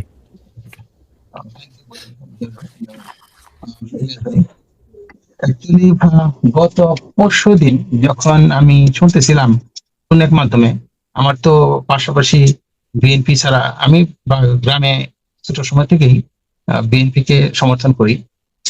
পাশাপাশি আমি সবচেয়ে বেশি যে আমার রাজনৈতিক পরিচয় সেটা হলো আওয়ামী লীগকে ঘৃণা করা। তো আমি যখন শুনতেছিলাম যে দেশে জামায়াত ইসলাম এবং বিএনপি যারা কোনো ঝগড়া বা কোনো স্ট্রিম পর্যায়ে কোনো ক্যাজুয়ালিটি হলে সেখানে আওয়ামী লীগের প্রবেশ করার একটা সম্ভাবনা আছে, আমি এই খবরটা শোনার সাথে সাথে আমি ইলিয়াস ভাই বললাম যে ভাই তাহলে আমরা এই খবরটা দেশে কিভাবে প্রচার করা যায় মানুষের সাথে। আমরা যারা গের ভাই আছেন, দেলোয়ার ভাই আছেন, আপনারা তো বিএনপির কোর সমর্থক, আমি একটু আছি। কিন্তু এই মুহূর্তে আমি যেটা বলতে চাই, মিডিলে আমি থাকি, সেটা হইলো 5ই আগস্টের পূর্বে আমরা সবসময় শুনতাম আওয়ামী লীগ যারা করে তার Jamaat BNP, Jamaat BNP, Jamaat BNP. এই জামায়াত বিএনপি বলে মানুষের মারাটা হাল করে ফেলছিল আওয়ামী লীগের লোকগুলো। তো আমাদের বুঝতে হবে যে এই মুহূর্তে আমরা কেন ঝগড়া করি ক্ষমতা নিয়ে অথবা নির্বাচন নিয়ে। নির্বাচনে আমরা যারা কথা বলবো তারা যেন সঠিক মানুষের প্রশংসা, আপনি কি জানেন, আপনি কি পারেন, আপনার কি পরিকল্পনা আছে দেশের জন্য, সেগুলো আইদার জামায়াত আইদার বিএনপি এগুলো বলেন। একজনের বদনাম আপনার পাটোয়ারি সাহেব এক জায়গায় বললো, আবার বিএনপি কোনো মানুষ যদি তার শরীরে ছুঁড়ে মারে চলে আসে বিএনপির বদনাম হয়। তো আমরা যাতে এগুলো খুব সুন্দরভাবে হ্যান্ডেল করি। আর আরেকটা জিনিস আমি মনে করি যেটা হলো, আমরা তো নিউ ইয়র্কে আছি, আমেরিকাতে থাকি, এখানে এক বছর এক টার্ম এক পার্টি, আরেক টার্ম আরেক পার্টি, এইভাবে দেশটা চলে। হোয়াই নট বাংলাদেশে এক সময় বিএনপি, এক সময় জামায়াত ইসলাম, আমরা কেন এই নিজেরা রাজনৈতিক ভাবে রেশারেশি করি? আনাদার ওয়ার্ড, রাজনৈতিক ভাবে যখন আমরা একজন আরেকজনকে খারাপ ভাষায় কথা বলবো, এটা কোনো ভালো কিছুর পর্যায়ে আপনি খেয়াল করেন। বিএনপির অনেক ভাইরা বলতেছিলেন এই জিনিসটা, আমি আমার এক রাস্তায় যখন আমি চলতেছিলাম, এক মহিলা বলতেছিল যে হয়তো দেলোয়ার ভাই বা গিয়াস ভাই আপনাদের ভালো লাগবে না, কিন্তু নির্বাচনের সামনে, নির্বাচন হয় ইলেকশনের 2 দিন আগে, তো এক ভাই বলতেছিলেন যে জামায়াত ইসলামে ভোট দিলে আপনারা রাস্তাঘাটে চলতে পারবেন না। কেন? মহিলাদের বলতেছিল কেন? তো জামায়াত ইসলামের বোরকা টোরকা এইসব ঝামেলা হবে। তো আমি তাদের বলতে চাই যে দেখেন, আপনারা যারা বিএনপি করেন তারা যদি আওয়ামী লীগের সহায়তায় যদি ক্ষমতা আসেন, আওয়ামী লীগের সময় আমি ইলিয়াস ভাইয়ের শোতে বলেছিলাম এক সময় 5ই আগস্টের আগে যে মানুষকে ঘরে যায় মানুষের আকাম অত্যাচার করতো আওয়ামী লীগের মহিলারা। তো আমি মনে করি না যে এই সময়গুলি আবার ফিরে আসুক। আওয়ামী লীগের ছাত্রলীগের ছেলেরা কি করতো, কোন একটা মেয়ের একটা ভিডিও বানায় তারপরে বলতো যে তুমি যদি আমার কাছে না আসো, তুমি যদি আমার সাথে আমি যাহা বলি তাহা না করো, তাহলে তোমাকে আমরা এই ভিডিওটা প্রচার করে দেবো। সেইভাবে মানুষকে অত্যাচার করতো আওয়ামী লীগের লোক। তো আমরা চাই না যে, আমরা বিএনপিকেও ভালোবাসি, আমি আওয়ামী লীগকেও ভালোবাসি, সরি প্লিজ ফরগেট মি, আমি যেমন বিএনপি বা ভালোবাসি তেমনি জামাতকেও ভালোবাসি। তো সেই ক্ষেত্রে আমি চাই যে ভাই আপনারা দুটো দল মিলে দেশটা পরিচালনা করেন, খুব ভালো। এই বছর বিএনপি আসুক, বারবার আওয়ামী লীগ আসুক, I don't have any problem, আমি দোয়া করি দেশে। কিন্তু জামাতের ভাইদের আরো বলবো যে ভাই আপনারা সৎ মানুষ, ঠিক আছে, কিন্তু রাজনৈতিক প্রজ্ঞা, রাজনৈতিক যে একটা আপনার দেশ চালানোর যে পরিচালনা, সেটা খুব কঠিন জিনিস। সেটা হয়তো আপনাদের, আমি বিশ্বাস করি আমার সামনে একটা প্রমাণ, সেটা আপনার ইসলামী ব্যাংক আপনার যে পরিচালনা করেছেন, সেই ক্ষেত্রে আমাদের সততা প্রজ্ঞা আছে, আমি স্যালিউট করি। আর দেশে অনেক সমস্যা আছে, এই সমস্যার সমাধান করার জন্য একক হওয়ার কোনো বিকল্প নাই। You have to be stay together, একজন একজন সাথে মিলে কাজ করতে হবে। মিলে কাজ করার ছাড়া দেশের আপনার আওয়ামী লীগ যেভাবে তার অর্থনৈতিক ভঙ্গুর করে রেখে গেছে, এটা যদি আপনার পুনরুদ্ধার করতে চান, প্রথম কাজ হবে আপনাদের টাকা, বিদেশে পাচারকৃত টাকাগুলো উদ্ধার করা, দেশ বিদেশ থেকে আনা। সেক্ষেত্রে আপনাদের একসাথে কাজ করতে হবে। আর বিএনপির কোনো লোক যদি কোনো পদক্ষেপ নেয় শুধুমাত্র কেবলমাত্র বিরোধিতার খাতিরে, আমরা বিরোধীরা যারা আওয়ামী লীগ জামায়াত ইসলাম করেন তারা আপনারা না করেন, এতে কি হবে, আমাদের দেশটার ছোট্ট একটা দেশ, এই দেশে এত অত্যাচার, একটা একটু বেট আপনি আপনি দেশটার অন্যভাবে চিন্তা করেন। ছোট্ট দেশটা আমি যখন বললাম, আপনি ভেবে নেন দেশটা ছোট্ট একটা 18 বছর 19 বছর 20 বছরের একটা বালিকা, তার উপর যদি এত অত্যাচার হয় তো ওই বালিকার কি অবস্থা দাঁড়ায়। সেই ক্ষেত্রে আপনি দেখছেন এই দেশটা মাত্র কত 55-53 বছরের বাংলাদেশ, এখানে আওয়ামী লীগের 74 থেকে লুটপাট, এরপরে লুটপাট, এত লুটপাট হইলে দেশের মানুষ কত লোক আছে আমি জানি না, কত সংখ্যা জামায়াতের অথবা কত সংখ্যা বিএনপির আছে আপনার ব্যাংকে থেকে টাকা লোন নিয়ে, কি বলে ঋণ খেলাপি। এটা ঠিক না, দেশের টাকা আপনারা খাবেন। আপনি খেয়াল করেন, আমি যদি এখানে দেলোয়ার ভাই আছেন, এখানে আপনার তারেক ভাই আছেন, আমি যদি আপনার থেকে 10টা টাকা ধার করি আর যথাসময় না দিই, কি মনোবস্থা দাঁড়াইলো, আপনার চোখের সামনে আমি লজ্জা পাবো আপনার টাকাটা দিতে পারতেছি না বলে। কিন্তু আপনারা কোটি কোটি মানুষের টাকা, দেশে, এটা তো দেশের টাকা, আপনারা যারা নাকি রাজনীতি করার নামে দেশের টাকাগুলি লুটপাট করে নিয়ে যান, এটা তো ঠিক না। এই দেশের ভঙ্গুর অবস্থা থেকে আমরা কেমনে উত্তরণ হবো? তাহলে আমি মনে করি, এটা আমার ব্যক্তিগত মতামত, কোন ঋণ খেলাপি লোকদের নির্বাচনে আসার না, সঠিক না, ঠিক না। আর সেই ক্ষেত্রে আমি আরো মনে করি, যেটা এটা যদি আমাদের ট্রফির মধ্যে না, আমি যেটা এটা বলতে চাই সেটা হলো, অনেক জায়গায় আছে আপনার মহিলাদের জন্য সংরক্ষিত আসন।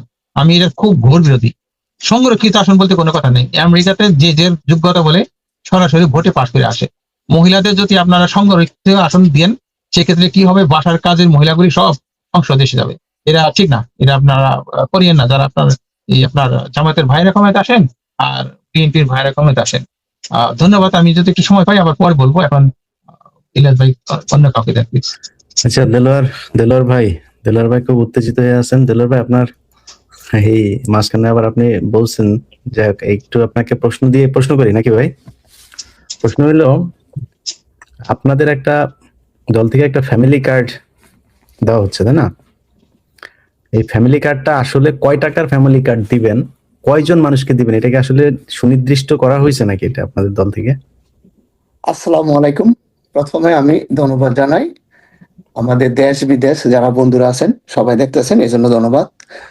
আসলে ইলিয়াস ভাই, আপনি জানেন কিনা, এই যারা পূর্ববর্তী সরকার ছিল তাদের কিন্তু প্রতিটা মানে ওয়ার্ড ভিত্তিক যেটা বলে বিজিবি কার্ড দেওয়া হয়। আর এই বিজিবি কার্ড কিন্তু most of member, union chairman, তারপর উপজেলা চেয়ারম্যান, তারাই কিন্তু মোস্ট অফ এই টাকাগুলো মেরে দেয়। সো আমি আশা করি তারেক রহমান, আমাদের দেশনায়ক তারেক রহমান যেটা বুঝাইতে চাইছে, যে এই ধরনের যে প্রোগ্রামগুলো আছে, যদি আমরা যে ইন্ডিভিজুয়ালি, যে ব্যক্তিগতভাবে যদি আমরা পৌঁছে দিতে পারি, এইটাই হবে, যেটা আমি মনে করি এইটাই হবে ফ্যামিলি কার্ড। আর এখানে মানুষ কেন বিএনপি কে ভোট দিবে? আপনি জানেন ইলিয়াস ভাই, এই নিউ ইয়র্ক শহরে আজকে 2 সপ্তাহ হয়, এখনো স্নো ক্লিন হয় নাই। যে অপরিপক্ষ মেয়র হয়েছে, সেই জন্য আমাদের স্নো এখনো ক্লিন হয় নাই। সো আমি মনে করি বিএনপি কে ভোট দিবে সবাই পরিপক্ষ।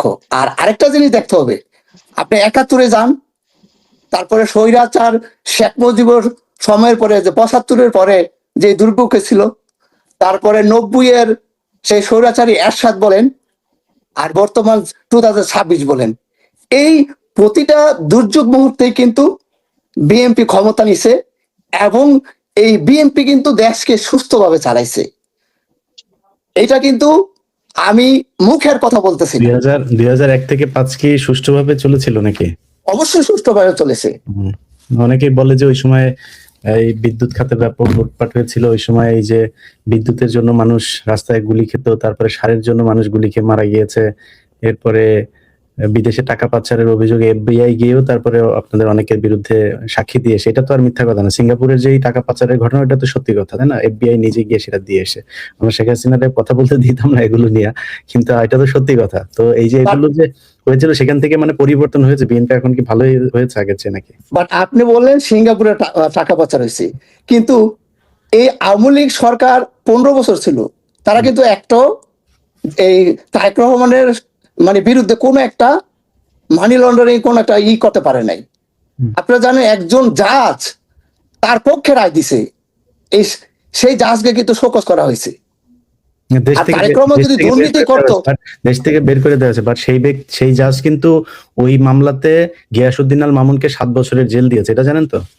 ভাই তারেক এখন রহমানকে খালাস দিয়েছেন, গিয়াসউদ্দিন আল মামুনকে আপনার 7 বছরের সাজা দিয়েছেন। অর্থাৎ সেই ঘটনাটা ঘটেছিল, কিন্তু গিয়াসউদ্দিন আল মামুনের ওইখানে সিঙ্গাপুরে গিয়ে তারেক রহমান তার কাছ থেকে 20 লাখ টাকা 21 লাখ টাকা ধার নিয়েছিল, সেই টাকাটা সে পরে আবার দেশে এসে ফেরত দিয়েছে, এটা সে ট্যাক্স ফাইলেও দেখিয়েছে, যে কারণে তারেক রহমানকে এখানে রাখা হয়নি। কিন্তু গিয়াসউদ্দিন আল মামুনকে যে আপনি মানে দুর্নীতিটা করলো, এটা কার মাধ্যমে? গিয়াসউদ্দিন আল মামুন কি এমনি বাংলাদেশ থেকে দুর্নীতি করে এত টাকা নিল? তাহলে এখন আপনি কি বলতে চাচ্ছেন যে আমি যদি কোনো আকাম কুকাম করি সেই আকাম কুকামের ভাগিদারি হবে আমার আমিন ভাই নাকি? না, হবে না, অবশ্যই হবে না। কিন্তু যদি নাকি দেখা যায় যে আপনি আমিন ভাইয়ের নাম ভাঙিয়ে চলেন, কারণ ওই সময় তো বিএনপির সরকার ক্ষমতায়, আপনার বন্ধু হচ্ছে সরকার প্রধানমন্ত্রীর ছেলে, তারপরে হলো গিয়া এই মুহূর্তের কথাও যদি বলি, এখন গিয়াসউদ্দিন আল মামুনকে কিন্তু সামনে আনা হয়নি, কিন্তু গিয়াসউদ্দিন আল মামুনের ভাই হাফিজ ইব্রাহিম তিনি ভোলা 2 আসনের মনোনয়ন পেয়েছে বিএনপি থেকে। এটা কি আসলে ঘুরিয়ে ওই খাবারের মতো হয়ে গেল না বিষয়টা? মানে ঘুরিয়ে খাবার এখানে, যেহেতু ওনার সম্বন্ধে একটা মানে মিডিয়া অপপ্রচার আছে, সেজন্যই হয়তো বা ওনাকে মামুনের বিরুদ্ধে এটা কি অপপ্রচার নাকি আপনি বিশ্বাস করেন যে এটা না না, এটা আমি বিশ্বাস করি না। তারেক রহমান জিয়া রহমানের সন্তান, খালেদা জিয়ার সন্তান, ওই হিসাবে আমি মনে করি না সে কোনো অপকর্মে তারেক কোনো রহমানের দুর্নীতি। কথা বলছি না এখানে, আমি তারেক রহমানকে যেহেতু বিচারক বলেছেন যে তিনি নির্দোষ, আমরা সেটা মেনে নিচ্ছি, কিন্তু সেই বিচারক তো গিয়াসউদ্দিন আল মামুনকে 7 বছরের জেল দিয়েছেন। তো সেই তার ভাইকে আবার আপনারা দিলেন, এবং তার ভাই এখন ভোলাতে ব্যাপক চাঁদাবাজি করছে। তো এটা কি আসলে মানে গিয়াসউদ্দিন আল মামুনকে না দিয়ে তার ভাইকে এমপি বানানো হলে তো সেই গিয়াসউদ্দিন আল মামুনই আবার শক্তিশালী হবে। ভাই পাপকে বাপও ছাড়ে না, উনি যদি পাপ করে অবশ্যই সেই জন্য তার প্রায়শ্চিত্ত করতে হবে। বাপ ছাড়ে না, কিন্তু বিএনপি ছাড়ে নাকি? বিএনপি কি ছাড়ে পাপ করলে? অবশ্যই আপনার মুখের এই কথা যে তাইলে আপনার এই যে বিএনপির এত মানুষ আপনার ঋণ খেলাপি হইলো, তারপরে চাঁদাবাজের অভিযোগে যারা হয়েছে আপনার বহিষ্কার হয়েছে, তাদেরকেও আপনার মনোনয়ন দেওয়া হয়েছে। এই যে আমাদের সাথে যিনি আছেন গিয়াস আহমেদ ভাই, তিনি তো বাংলাদেশে ওনার কোনো ব্যবসা নাই, বাংলাদেশের সাথে ধান্দাবাজিও নাই, উনি ইউএসএ তে ব্যবসা করেন। তো ওনার তো একটা মানে একটা স্বচ্ছ একটা ইমেজ ছিল, ওনাদের মতো লোকজনকে তো দেওয়া হয়নি। কিন্তু এইসব জায়গাতে অনেক জায়গায় আমরা দেখছি যে যাদের বিরুদ্ধে আগে অভিযোগ ছিল, যারা আওয়ামী লীগের আমলে যারা লোন নিয়ে ঋণ খেলাপি হয়েছে, তাদেরকেও মনোনয়ন দেওয়া হয়েছে। তো এটা কি দলের সিদ্ধান্ত সঠিক মনে করেন আপনি? আমি তো অ্যাকচুয়ালি যেটা আমি যতটুকু জানি যে গিয়াস ভাই ওনার এলাকা থেকে উনি কখনো নমিনেশন চায় নাই। উনি যদি চাইতো অবশ্যই উনি ডিজার্ভ করে, উনি এই আমেরিকাতে ভালো ব্যবসা করে, বাংলাদেশের সাথে যোগাযোগ আছে, হয়তো উনি নিজে থেকে এখনো রেডি না, সেজন্য উনি দল থেকে নমিনেশন চায় নাই, এরকমও হতে পারে। তো ভবিষ্যতে যদি উনি রেডি থাকে, তো ওনাদের মতো লোকজনকে তো মানে বাছাই করা দরকার ছিল, যে ওনারা সৎ মানুষ, ওনাদের তো চাওয়া পাওয়ার কিছু নেই, ওনারা এমনিতে এমপি না হইলেও দেশের মানুষকে নানান ভাবে উপকার করেন, এমনি হইলে আরো বেশি করতে পারতেন। তো সেক্ষেত্রে ওনাদের মতো মানে আমি ওনার একার কথা বলছি না, আমার কাছে হয়তো ওনাকে ভালো লাগে, আমি এই জন্য ওনার নাম বলছি, কিন্তু উনি ভালো হোক খারাপ হোক, আরেকজন ভালো হোক খারাপ হোক, মানে বিএনপির তো ভালোগুলোকে নিয়ে আসা দরকার ছিল, জানুক আর না জানুক। বাট যারা অলরেডি ঋণ খেলাপি, যারা অলরেডি চাঁদাবাজির অভিযোগে বহিষ্কার হয়েছিল, এরকম 27 জনকে আপনি মনোনয়ন দিয়েছেন, এটার কারণ কি? ভাই এখন বিএনপি তাদেরকে নমিনেশন দিয়েছে, বাট এগুলো যাচাই বাছার দায়িত্ব তো নির্বাচন কমিশন। আপনি যাকে আমাদের যে মুন্সি সাহেব, উনি ঋণ খেলাপে জর্জরিত ছিল, ওনার কিন্তু নমিনেশন বাতিল হয়েছে। এখন 300 আসনের ভিতরে অলমোস্ট 3000 লোক অ্যাপ্লিকেশন করছে, এত লোক যাচাই বাছাই করার সুযোগও ছিল না। আর আপনি দেখেন এই নির্বাচন যেন এত তাড়াতাড়ি হবে, সেটা কিন্তু আপনি নিজেও মানে বিশ্বাস করতেন না। এত লোকের এটা তো বিএনপি তো এই নির্বাচন চাচ্ছে আরো প্রায় 3 বছর আগে থেকে, ইউনূস আসার আগে থেকে বিএনপি নির্বাচন চাচ্ছে। তো বিএনপির হাতে তো সুযোগ ছিল যে কারা কারা করবে। আর আপনি যেটা বললেন যে এত মানুষের এটা জানা সম্ভব না, এটা ট্রু না, কারণ তাদের হলফনামাতে তারা সবাই লিখেছে যে আমার লোন আছে, এত টাকার লোন, আমি ঋণ খেলাপি, এত টাকার সেটা তারা সবাই রিশিডিউল করে আদালতে স্থগিতাদেশ দিয়ে নানান ভাবে তারা এই নির্বাচনে অংশ নিয়েছে। তো বিএনপিও জানে, নির্বাচন কমিশনও জানে। যেটা করা হয়েছে যে আদালত এবং ব্যাংককে ম্যানেজ করা হয়েছে, করে তারপরে তাদেরকে আপনার নির্বাচন করার সুযোগ করে দেওয়া হয়েছে। যে সুযোগটা আপনার হাসনাতের কারণে, হাসনাতের প্রতিদ্বন্দ্বী সে পায় নাই। আপনার কথায় আসি যে ব্যাংকে লোন থাকা আর ঋণ খেলাপি কিন্তু এক না। হুম হুম। যে সমস্ত লোন থাকতেই পারে, আমি যদি লোন আমি প্রতি মাসে আমরা লোন নিয়ে এখানে কথাই বলছি না, আমরা ঋণ খেলাপি নিয়ে কথা বলছি। আমি যে কজনের কথা বলছি তারা সবাই ঋণ খেলাপি, তারা রিশিডিউল করে তারপরে এটাকে নরমালাইজ করেছে, তারা সবাই ঋণ খেলাপি।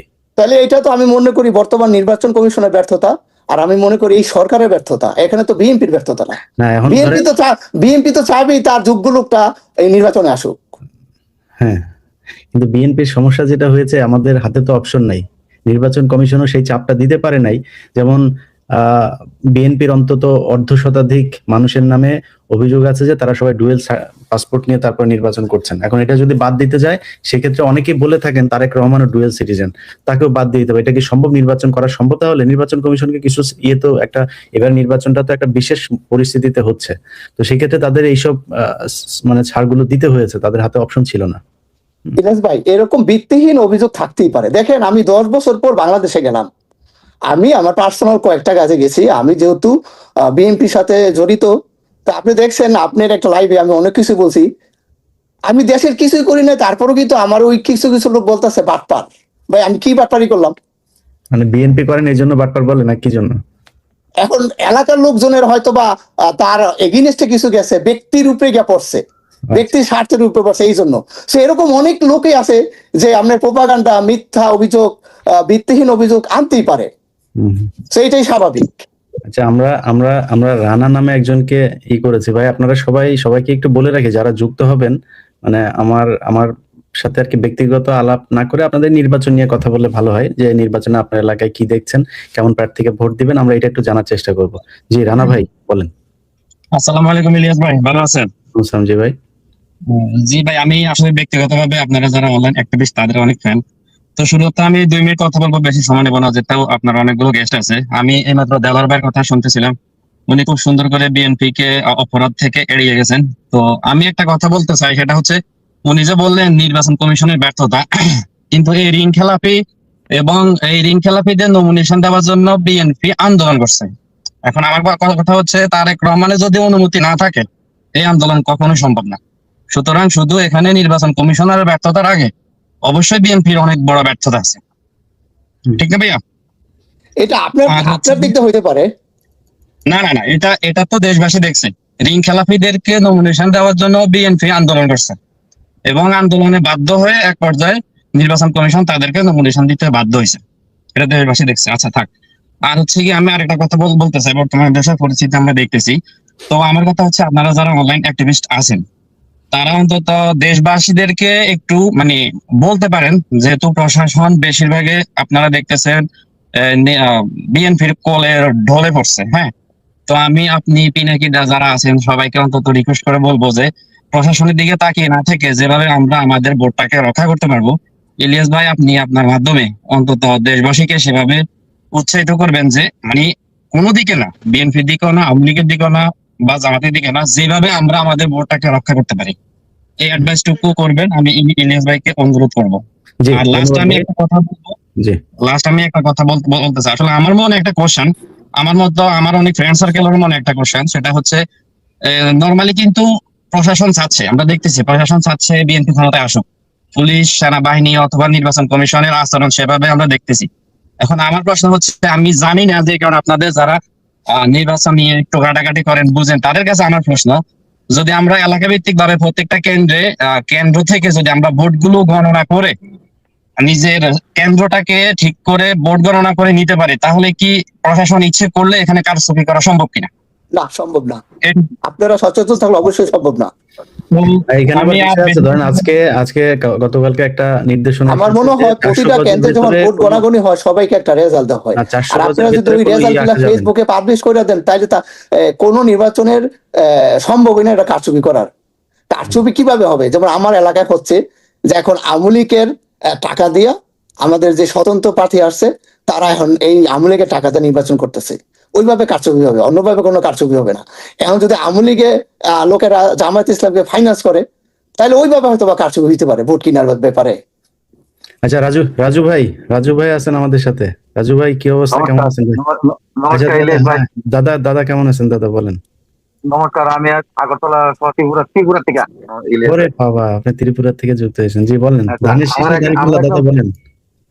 আমার একটা প্রশ্ন, হ্যাঁ দাদা আপনার আপনি স্যারে। আপনি তো আরেক দেশের, এই জন্য আপনারা সরাসরি মার্কা জিজ্ঞেস করে, ধানের শীষ নাকি দাঁড়িপাল্লা বলেন। না কোনো মতো ইলিয়াস ভাই, আমি সত্যি মানে কইতে পারি না, কিন্তু আমরা ফুল ফলো করতেছি ইলেকশনের প্রতি। ইলেকশনটা কি আদৌ কি সুস্থভাবে হইব? ইনশাল্লাহ। হুম। বর্তমান যে পরিস্থিতি দেখতেছি, টুকটাক ঘটনা, যে দাঁড়িপাল্লা ধানের শীষ যেভাবে মারাপিট লাগতেছে, এতে কইলাম মানে দেখতে খুবই খারাপ লাগতেছে না, অসুবিধা মানে নিউজটা কিনা বাইরে যাচ্ছে না। মামুলিক যারা ইন্টারনেট হাতায় বা আমরা বাইরের মানে মনে করেন পার্শ্ববর্তী দেশ ওই বা ত্রিপুরা রাজ্য থেকে লক্ষ্য করতেছি, দেখতেছি। হ্যাঁ, আচ্ছা, আপনাদের ওইদিকে নাকি বাংলাদেশের নির্বাচন নিয়ে মিছিল টিছিল হয়, এটা সত্যি নাকি? না না, এমন কোনো মিছিল ছিল না। মণিপুর, তারপরে ওইদিকে কোথায় কোথায় নাকি মিছিল হয় শুনলাম। না না, এমন না। মণিপুর তো এখন সাধারণত একচুয়ালি মণিপুরে আমার বর্তমানে শান্ত হয়ে আছে, কিন্তু ক্লিপের ঘটনা হইলাম যে দেখলাম যে আমার একটা কথা হইলো যে বর্তমান যে স্বরাষ্ট্র উপদেষ্টা তাই না কালকে একটা প্রেস মিটে কইলো দরকার হইলে ৬০,০০০ সৈন্য ভারতের বর্ডারে পাঠাইবো, মানে ৮ কিলোমিটারের পথে। তাহলে তাই নাকি চাইতেছে নিশ্চয়ই কোনো একটা নিশ্চয়ই কোনো একটা দল সাপোর্ট করবার লাগে। তাই তাহলে ১,০০,০০০ সৈন্যের মধ্যে যদি আমি ৬০,০০০ ভারতের বর্ডারে যদি পাঠাই দিয়ে যে যুদ্ধ হইব করে যদি মানি পাবলিকে এমন একটা বোঝায়, তাহলে মিনিমাম যে সৈন্য মিনিমাম যে ৪০,০০০ থাকবো, এর এতলি মানে সিক্রেট না, তারা দিয়ে কি ইলেকশনে পরিচালনা করতে পারবো মনে করেন? পাঠাইতে বলেন দাদা, আপনাদের ইয়েরে বলেন একটু পাঠাইতে, যে শুভেন্দু আছে না, ওদের বলেন একটু পাঠাইতে। না, ঠিক আছে। শুভেন্দু তো পশ্চিমবঙ্গে না, না, ওই শুভেন্দুই বেশি বলে, আপনাদের ওই শুভেন্দুই বেশি বলে, বুঝছেন। আপনাদের আসামের মণিপুরের ওই দিকের লোকজন তো অত বেশি ইয়ে না, কিন্তু শুভেন্দু এদিক থেকে বেশি ফাল পারে, ওরে বলেন এদিক দিয়ে ঢুকাইতে। আমাদের দেশের লোকজন রেডি আছে, ওইদিকে পাকিস্তানও রেডি আছে, চীনও রেডি আছে দাদা, বুঝছেন। ওদের বললেন ঢুকে যাইতে। যাই দাদা, ভালো থাকেন। আমরা কেউ এটা করি না তো, আমরা উপরে যদি কেউ যদি আংলায় যদি না যদি তোলে আমরা কেউ এটা করতাম না। আজকে আমরা কেন স্বাধীন আসলাম হাসিনার দ্বারে, ইলিয়াস ভাই একটা কথা কই, দর্শকের দ্বারে উপস্থিত একটা দর্শকের দ্বারে আমরা হাসিনার থেকে গ্যারেন্টি পাইছি যে একটা গ্যারেন্টি যে আমরা নর্থ ইস্ট 7 সিস্টারের মধ্যে কোনো ঘটনা হইতো না বা কোনো কিছু হইতো না, এটা একটা গ্যারেন্টি হাসিনা দিছিল। এটি আমরা হাসিনা সরকারের মানে ভালা ভাই বা হাসিনারে ভালা ভাই এই জিনিসটা লাগে। কিন্তু বর্তমানে দোক জামাত দোক দাদা শুনুন, আমি যদি গ্যারান্টি যে নর্থ ইস্ট 7 সিস্টার মধ্যে কোনো কিছু হইতো না, হ্যাঁ কোনো কিছু ঘটনা হইতো না বা হেরাই ভিতর থেকে, তো আজকাল দেখ না জামাত আয়োগ না, নো কমপ্লেট, আমরা কোনো অসুবিধা নাই। আমরা কি অসুবিধা? তোমরা দেশের যে কোনো পরিচালনা করো, সুন্দরভাবে চলো, বাস এইটাই তো আমরা চাইতে চাই, আর কিছু চাই না। আরেকটা জিনিস চাই মানে কিটা, আমরা যে আন্ডারস্ট্যান্ডিংটা আজকে দেখেন, বাংলাভাষী আমি বললাম নেপালি বাংলা ভাষা শুনি, কিন্তু ইলিয়াস ভাই একটা ঘটনা দেখেন, আজকে ক্রিকেট লিয়ে গেলাম বহুত নেগলেসি হইতাছে গেলাম। আজকে যদি বাংলাদেশের ক্রিকেটে যদি ভারতের সঙ্গে সাপোর্ট থাকতো, আজকে ভারত বাংলাদেশের ক্রিকেটার ইন্টারন্যাশনাল নিয়ে তুলিলে কেমন তুলে অনেক রকম হেল্প দিয়া চললে, যেমন পোস্ট দিয়া হোক, সবকিছু দিয়া হোক, বুঝলি। কিন্তু এই জিনিসটা ভালো না। আজকে জিনিসটা বোঝা গেল যে আজকে বাংলাদেশের মানুষ ভারতের প্রতি কত নেগলেসি রায়, এই জিনিসটা থেকে। কিন্তু আমরা দেন এমন একটা জাতি, আমরা গুলো মাটির উপরে কম চলে, মাটির নিচাটা বেশি চলি, ইন্দুরের মতো, বুঝেননি ইলিয়াস ভাই। আমরা আপনারা কইলেন যে চিকেন লেগ টাকা লেবেন, তখন চিকেন লেগের নিচা দিয়ে এমন রুড়িব ইলিয়াস ভাই, বাংলাদেশ কি চাইনা কি পাকিস্তান কি এটা বন্ধুই জানতো না, এটা রাস্তার নিচাটা কই দেওয়া গেছে, ইটা উইছে না উইছে, বুঝেননি। দাদা শুনুন, বাংলাদেশের নির্বাচনের কথা বলতে রাখি, আমি 1 মিনিট একটু কথা বলি। হ্যাঁ, সেটা হইছে, আপনি যেটা বললেন না যে আমরা বাংলাদেশ নিয়ে এই করেন না, আমাদের বাংলাদেশের সমস্যাটা শুনেন। আপনাদের ওইখানে আপনার যদি বাংলাদেশে কোনো হিন্দু থাকে, তাকে একটু জিজ্ঞেস করেন যে তারে কোনোদিন শুকরের মাংস খাওয়ার জন্য পেটানো হয়েছে কিনা। কিন্তু আপনাদের ওইখানে গরুর মাংস খাওয়ার জন্য শত শত মানুষকে মারা হয়েছে এই ভারত উপমহাদেশে। আমি ভারতবর্ষ কম, আমার ত্রিপুরা স্টেটের সম্বন্ধে কইতারি, আমার ত্রিপুরা স্টেটের মধ্যে এমন ঘটনা হইছে না আজ পর্যন্ত। ইন্ডিয়া না, আপনার ইন্ডিয়া চালায় না, ইন্ডিয়া বাংলাদেশকে চালায় হলো দিল্লি। আপনি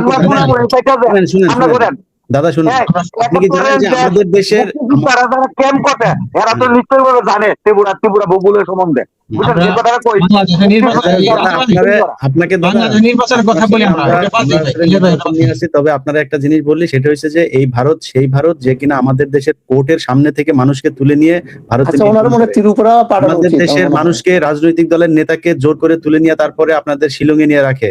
এগুলো আপনাদের দেশের সেনাবাহিনী, আপনাদের দেশের গোয়েন্দা সংস্থা করে। সো আমাদের দেশের এইসব এই নগ্ন হস্তক্ষেপ 15 বছর করার পরেই মানুষ আজকে খেপে গিয়ে তারপরে এইসব কথাবার্তা বলে। ভারত যদি ঠিক জায়গায় থাকে, আপনি যে ক্রিকেটের কথা বললেন, এই ক্রিকেটটা ধ্বংস করার পেছনেও ভারত দায়ী। আমাদের সাথে পৃথিবীর সব দেশ হোম সিরিজ খেলেছে, একমাত্র ভারত আমাদের সাথে খেলে নাই। সো এরা খুব ভাবসাব নিয়ে থাকে আমাদের সাথে, আমরা অচ্যুত টাইপের একটা ভাব নিয়ে থাকে তারা।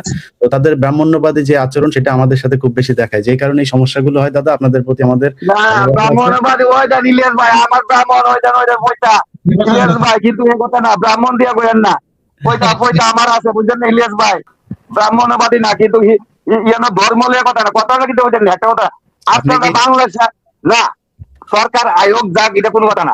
আজকাল জামাত আছে, জামাত ভালো হবে, যদি জামাত আয়োগ থাকুক না হোক, জামাত আয়োগ বা বিএনপি আয়োগ, এরা ভালো হবে চলুক, আমরা ভালো কনফার্ম দেখেন, আগে সবকিছু বুলিয়া দিকা, আমরা এমন বাঙালি জাতি মনে এমন একটা জিনিস আমরা বললাম, খারাপ জিনিসটা তাদের বুলিয়া দেখা কইলাম। না, আপনার মতো দাদা, আপনি তো সহজ সরল মানুষ, আপনার মতো সহজ সরল চোখে ভারত যদি যাক, ভালো থাকেন দাদা, আপনি ভালো থাকেন, দোয়া করেন আমাদের দেশ, আপনাদের দেশ, সব দরকার নেই। এ ভাই আমরা ইলেকশন আর আমরা দোয়া করি আপনারা খুব দ্রুত স্বাধীন হয়ে যান। হ্যাঁ জি ভাই, এই শাকির ভাই আপনি বলেন ভাই, সরি আপনি সরকারে বলেন, পরে ঘের বাড়তে একটু শুনবো। জি শাকির ভাই। আমিন ভাই, ওনার কথাবার্তি তো বোঝা যায় উনি, ওনার বাড়ি সে কেমন হয়েছে কুমিল্লা দেবিদ্বার, ওনার তো মনে হয় না উনি ত্রিপুরার। ওই না, ওই দিকের ভাষার মধ্যে অনেক ইয়ে আছে। আর যা আসসালামু আলাইকুম ইলিয়াস ভাই, আমি একজন দেশপ্রেমিক এবং আপনাকে খুব ভালোবাসি। আমি শুধু একটা প্রশ্ন করতে চাই যে হেফাজতের আমির, উনি অনেক মুরব্বী মানুষ, যে উনি একটা ফতোয়া দিলেন বিএনপি জায়েজ জামাতে বিরুদ্ধে যে যুদ্ধ ঘোষণা করলেন, এই বিষয়ে আলোচনা করবেন। আর আরেকটা প্রশ্ন হচ্ছে কি, যে ভোট কেন্দ্রে যে মোবাইল নেওয়ার বিষয়ে যে সরকার একটা ঘোষণা দিচ্ছে যে মোবাইল নিতে পারবে না, তাতে কোনো কারচুপি হবে কিনা, দয়া করে এই দুটো প্রশ্নের উত্তর দিবেন। জি, আমাদের সাথে আরেকজন আছে, আবু সাইদ ভাই। আবু সাইদ ভাই বলেন। আসসালামু আলাইকুম। ওয়ালাইকুম আসসালাম। ধন্যবাদ ইলিয়াস ভাই আমাদেরকে সুযোগ করে দেওয়ার জন্য, কথা বলার জন্য। আমি একজন 24 যোদ্ধা, রাজপথের যোদ্ধা। আমি এখন সৌদি প্রবাসী। জুলাই আগস্টের 2 মাস পরে আমি নভেম্বরের 1 তারিখে সৌদি আরবে আসি। আমিও রাজপথে ছিলাম বগুড়াতে, আমার জেলা বগুড়াতে। আমি সাত মাথায় রাজপথে ছিলাম এবং ছোড়া অনেক রাবার বুলেট আমার শরীরে লাগছিল। যাই হোক, সেটা আমাদের তো অতীত। এখন আসলে 24 হয়েছে কিনা, এটা আসলে আমাদের দেশের বড় দলের পক্ষে থেকে 24 নামে যে কিছু একটা হয়েছিল, এটা সেভাবে এরা ফিল করে না। এটা আমাদের একটা কনসার্নের জায়গা, কষ্টের জায়গা। 71 আমাদের অস্তিত্ব, দেশের অস্তিত্ব, সেটা ঠিক আছে, আমরা এই 71-কে ওন করি এবং ভালোবাসি। 24-কে কিন্তু সেই সাথে আমাদেরকে ওন করতে হবে। 24-কে যদি আমরা ভুলে যাই, সেই দলই ভুলে যেতে পারে যে দলে 24-এর কোনো অস্তিত্ব ছিল না, যে দলের 24-কে যারা ভালোভাবে কাজে লাগাতে পারে নাই, তারা এই 24-কে ভুলে যায়। এই 24-কে নিয়ে তাদের বেশি বক্তব্য নেই, এটা একটা বিষয়। আর একটা বিষয়, আপনি হয়তো অবগত আছেন যে মির্জা ফখরুলের ভাই, তার একটা প্রতিষ্ঠান 22 কোটি টাকা জনতা ব্যাংকে থেকে এই ঋণটাকে মওকুফ করে নিয়েছে নির্বাচনের আগে। এটা কিভাবে মওকুফ হয়, এই একটা বিষয়। আর এই যে জামাতকে যে বলে নারীবাদী, জামাত হলো নারী বিদ্বেষী একটা দল। আপনি গতকাল অবগত আছেন যে নীলফামারী 2 আসন থেকে পৃথিবীর ইতিহাসে, বাংলাদেশের ইতিহাসে এত বড় মহিলা নারী সমাবেশ, মহিলা নারীদের যে এত বড় একটা মিছিল, মনে হয় বাংলাদেশের ইতিহাসে হয় নাই। যদি জামাতে ইসলাম নারী বিদ্বেষী হতো, তাহলে এই যে অর্ধ লক্ষ মহিলা, কালকে সবাই বলতেছে যে আমরা ভিডিওতে দেখেছি, এত মহিলা এত নারীগুলো তাহলে রাজপথে জামাতের জন্য এবং ন্যায় ইনসাফের জন্য রাজপথে আসতো না। তো আমার কথা, আরেকটা ছোট্ট একটা বিষয়, তারেক রহমান দেশের জন্য প্রবাসী থেকে অনেক কিছুই করেছেন, সেটা আমরা অবগত আছি। তার বক্তব্য ছিল তখন গঠনমূলক এবং সৌন্দর্য, এবং তার বক্তব্যগুলো শুনে মনে হয়েছিল তিনি ভবিষ্যতে দেশের জন্য, দেশকে নেতৃত্ব দেওয়ার জন্য উপযোগী। আমরা আরেকজনের কাছে যাই। হ্যাঁ, আপনি বললেন 2-3টা হয়ে গেছে তো। সো নুরুজ্জামান ভাই, আপনি বলেন। আসসালামু আলাইকুম ভাই, এবং সকল দর্শক এবং যারা ছিল বক্তব্য ছিল, সবাইকে ধন্যবাদ। আসলে আমি 24 পরবর্তী সময় আমরা দেখতে পাচ্ছি যে বিএনপি অনেকটাই জুলাইকে অন করতে পারে নাই, যার ফলশ্রুতি আমরা ইনশাল্লাহ 12 তারিখ দেখতে পাবো। এবং এই যে ভাই সত্য কথা বলি, আমার পরিবার কট্টর আওয়ামী লীগ। 4 তারিখ আমার বাড়ি বাইন্দা রাখছি, মানে আঞ্চলিক বলি, মানে বাড়ি কি বলে এটা, মানে একদম আম্মা বলছে দরজা লাগাইছে যে যাওয়া যাবে না, এই সেই তো আওয়ামী লীগ করে। আমি বলছি যে দেখো আমার এখানে আর সময় নাই, দেশের এই অবস্থাতে ঘরে থাকার সময় নাই, এখন যাইতে হবে।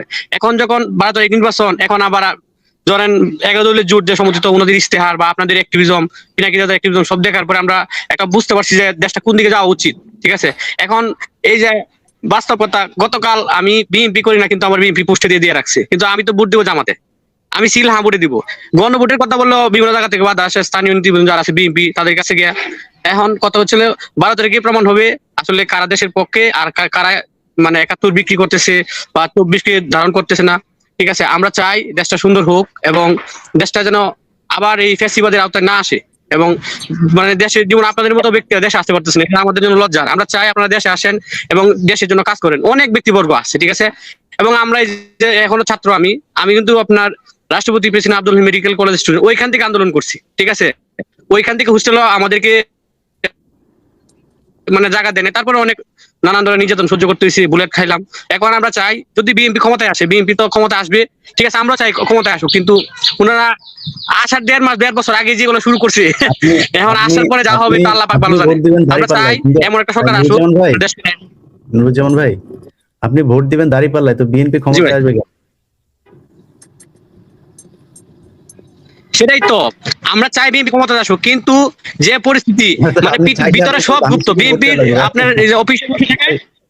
আপনি দাঁড়িপাল্লায় ভোট দিলে না না, আমি জীবন ভোট দেবো না, কিন্তু আমার এখন আমার কথা হচ্ছে সেটাই তো, মানে সবাই বলতে দানিশ আসবে, কিন্তু আমরা ভিতরে খবরটা জানি। যেমন আমার আম্মা কট্টর আওয়ামী লীগ, বাবা কট্টর আওয়ামী লীগ, এদেরকে আমি কনভিন্স করে জামাতে নিয়ে নিচ্ছি, কিন্তু সবাইকে বলতেছি হ্যাঁ দানও ভোট পাবো, দানেই ভোট দিব, কিন্তু এখন যদি না বলি তাহলে আমাদের বাড়িতে হামলা হবে। এখন আপনি কি করবেন বলতে তো হবে নাকি, নিজের সেফ তো মানে সেফ নিতে হবে। লাইভে যে বলে দিলেন, এখন সমস্যা হবে না? এখন এখন যা হওয়ার আল্লাহ তাআলা মানে হবে আর কি, এখন আর কিছু করার নাই। কি করবে এখন, আর কিছু করার নাই, যা হওয়ার আল্লাহ হবে, কিন্তু 12 তারিখে দেখা যাবে যা হওয়ার আল্লাহই করবে। আপনি টেনশন করেন না, আপনার দল তাহলে ক্ষমতায় গুপ্ত আওয়ামী লীগ, গুপ্ত জামাত নাকি? আপনার দল ক্ষমতায় আসছে।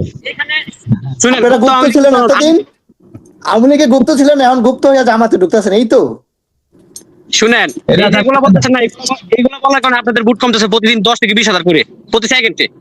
শুনেন ভাই, মিলাই নিয়ে আমি বললাম না। আমি একটা কথা বলি আপনারে, বাংলাদেশের জন্য বিএনপি দরকার। আপনি দেখেন 71 দেখেন, তারপরে সেই স্বৈরাচার শেখ মুজিবের শাসনের পরে দেখেন জিয়াউর রহমান দেশটাকে ধরছে, তারপর স্বৈরাচার এরশাদের পরে আমাদের বেগম জিয়া এই বাংলাদেশটা আগায় নিছে। আর আমি মনে করি বর্তমান যে প্রেক্ষাপট, এই প্রেক্ষাপটে বিএনপির কোনো বিকল্প নাই, এই বিএনপি পারবে এই দেশটাকে আগায় নিতে। শুনেন, এটা এক্সপিরিয়েন্স। আপনি বলতেছেন যে এই জুলাই, অবশ্যই জুলাই আন্দোলন একটা ফ্যাক্ট, বাট আমরা কিন্তু 71 বলে যাইতেছি। আমরা যে 75-এর যেই বীর নেতারা যে এই শাসন আমলকে কিল করছে তাদেরকে ভুলে গেছি, আর 90-এর গণ আন্দোলনে যারা আত্মত্যাগ দিছে তাদেরকে ভুলে গেছি। তো আমি মনে করি এই 24ও ভুলে যাবে, বিকজ আমরা বাঙালিটাই আত্মবোলা জাতি। সো আমাদের উচিত এই 71 বলেন, 75-এর পরের বলেন, 90-এর পরে বলেন, এগুলোকে আমাদের ইতিহাসে সবগুলোকে বাজাই করে রাখতে হবে। বাজাই না করলে আমাদের ইতিহাসকে সংরক্ষণ করতে হবে। সংরক্ষণ না করলে আমরা সবকিছু একসময় ভুলে যাবো। শেষেরটাই আপনারা বাদ দিয়ে দিয়েছেন, আপনারা নায়ের পক্ষে ভোট করেন কেন? কে হ্যাঁ বলছে? কি করে, কোন মার্কে ভোট দেবেন, হ্যাঁ না নাতে? কি হ্যাঁ না? আপনি হ্যাঁ ভোট দিবেন আর না ভোট দিবেন? আচ্ছা, গিয়াস ভাই, আমাদের এই যে একজন গেস্ট নুরুজ্জামান ভাই, উনি যে ইলিয়াস ভাই অনেক কথা শোনা যাচ্ছে না, জানাইলেন যে আপনার বিএনপি নায়ের পক্ষে ভোট দেওয়ার জন্য মানুষের উপরে জোর জুলুম করছে, কেন ভাই? আচ্ছা, আপনার অনেক অনেক প্রশ্ন এখানে এসে গেছে। প্রথম কথা হলো যে তারেক রহমানের কোনো ডুয়েল সিটিজেন নাই, ব্রিটিশ পাসপোর্ট নেই, কারণ তিনি যখন বাংলাদেশে ঢুকেছেন তাহলে তো তারা যদি ব্রিটিশ পাসপোর্ট থাকতো ব্রিটিশ পাসপোর্ট দিয়ে ঢুকতেন, এগুলি মানে সঠিক নয়। দ্বিতীয় হলো যে বাংলাদেশে মনে করেন আম, আরো কিছু প্রশ্ন আসছে যে মনে করেন হাও ভবনের বা তারেক রহমানের বিরুদ্ধে বিএনপি যখন ক্ষমতায়, তখন টিভিতে শেখ হাসিনা বা টক শোর অনেকেই তারেক রহমানের বিরুদ্ধে যে অভিযোগ এনেছিল যে মালয়েশিয়াতে সেকেন্ড হোম করেছে, হাজার হাজার কোটি টাকা পাচার করেছে, কিন্তু 111 সরকার এবং আওয়ামী লীগ সরকার তারেক রহমানের বিরুদ্ধে এই ধরনের কোনো অভিযোগ আনতে পারে নাই। তাকে গ্রেনেড হামলার মামলা আর একটা ক্রেডিট কার্ড ইউজ করেছে আরেকজনের, সে একটা মামলা, আদারওয়াইজ কোনো মামলা ভ্যালিড কোনো মামলাই তার বিরুদ্ধে আনতে পারেনি। আপনার শেখ হাসিনার বিরুদ্ধে মানুষে বলেছে যে বিপকেস করে টাকা দিয়েছে। তো হাও ভবনের বিরুদ্ধে যেহেতু প্রপাগান্ডা হয়েছিল যখন বিএনপি ক্ষমতায়, টিভিতে টক শোতে যেভাবে বলা হয়েছিল যে একটা বাসের মালিক কয়টা নাকি তারেক রহমান, একটা বিল্ডিং উঠলে বলে তারেক রহমান, এই যে প্রপাগান্ডা গুলি চালানো হয়েছিল তখন, তো এগুলি সব মিথ্যা প্রমাণিত হয়েছে। তারেক রহমান বিরুদ্ধে অ্যাকাউন্ট পায় নাই, তার বিরুদ্ধে কোনো কেউ বলতে পারে না কোনো ব্যবসায়ী, বাংলাদেশের প্রত্যেকটা ব্যবসায়ীকে যে তারেক রহমানের সাথে সে ব্যবসা করেছে, অতএব সেটা আজকে প্রমাণিত। আমার কথা হলো যে এই যে আলোচনাগুলি আসছে 24, 71 এবং বিএনপি এমনি দল যারা 71 কেও মানে নেতৃত্ব দিয়েছে এবং 24 কেও নেতৃত্ব দিয়েছে। বিএনপি বলছে যে 71 এবং 24 কে ধারণ করতে হবে, করতে চলবে। তারা 71 কে ডিলিট করতে চায়, 71 কে বাদ দিয়ে তো 24 হবে না। তাদের স্লোগান দিয়েছে যে 71 নাই, 71 হলো ভারতের। এই জন্য কিভাবে কথা বলে যাবে 71 ভারতের? তো যারা যাদের 71 কলঙ্ক আছে, বিএনপি 90 তো কিন্তু বিএনপি লিড দিয়েছে। আচ্ছা শেষ করি এখন। অতএব 71 যেমন আমাদের ভিত্তি, সেটা বিএনপির যে প্রতিষ্ঠাতা শহীদ প্রেসিডেন্ট জিয়া রহমান স্বাধীনতা ঘোষণা দিয়েছেন। আজকে দেখেন এই যে জামাতের আমির, তিনি তো 3টা নির্বাচন করেছেন, মানে এই 3টা নির্বাচনে তিনি তো জামানত বাজেয়াপ্ত হয়েছে। তিনি বলছেন যে 71-এর স্বাধীনতার প্রথম রিপুল করেছে, ঘোষণা দিয়েছে আপনার কি বলে কর্নেল ওলি। এই কর্নেল ওলি একসময় জামাতের সাথে বিএনপি সম্পর্ক থাকার কারণে তিনি দল ত্যাগ করেছেন, যে জামাতকে কেন, এই রাজাকারকে কেন। আচ্ছা, এই গিয়াস ভাই আমি একটু কারেকশন করি, সেটা হলো যে আপনি কি 71 নিয়ে মনে করেন আপনার কথা বিশ্বাস করব না জামাতের আমিরের কথা বিশ্বাস করব বা কর্নেল ওলির কথা বিশ্বাস করবে? তিনজনের মধ্যে যদি আপনাকে অপশন দেয় কার কথা বিশ্বাস করবেন?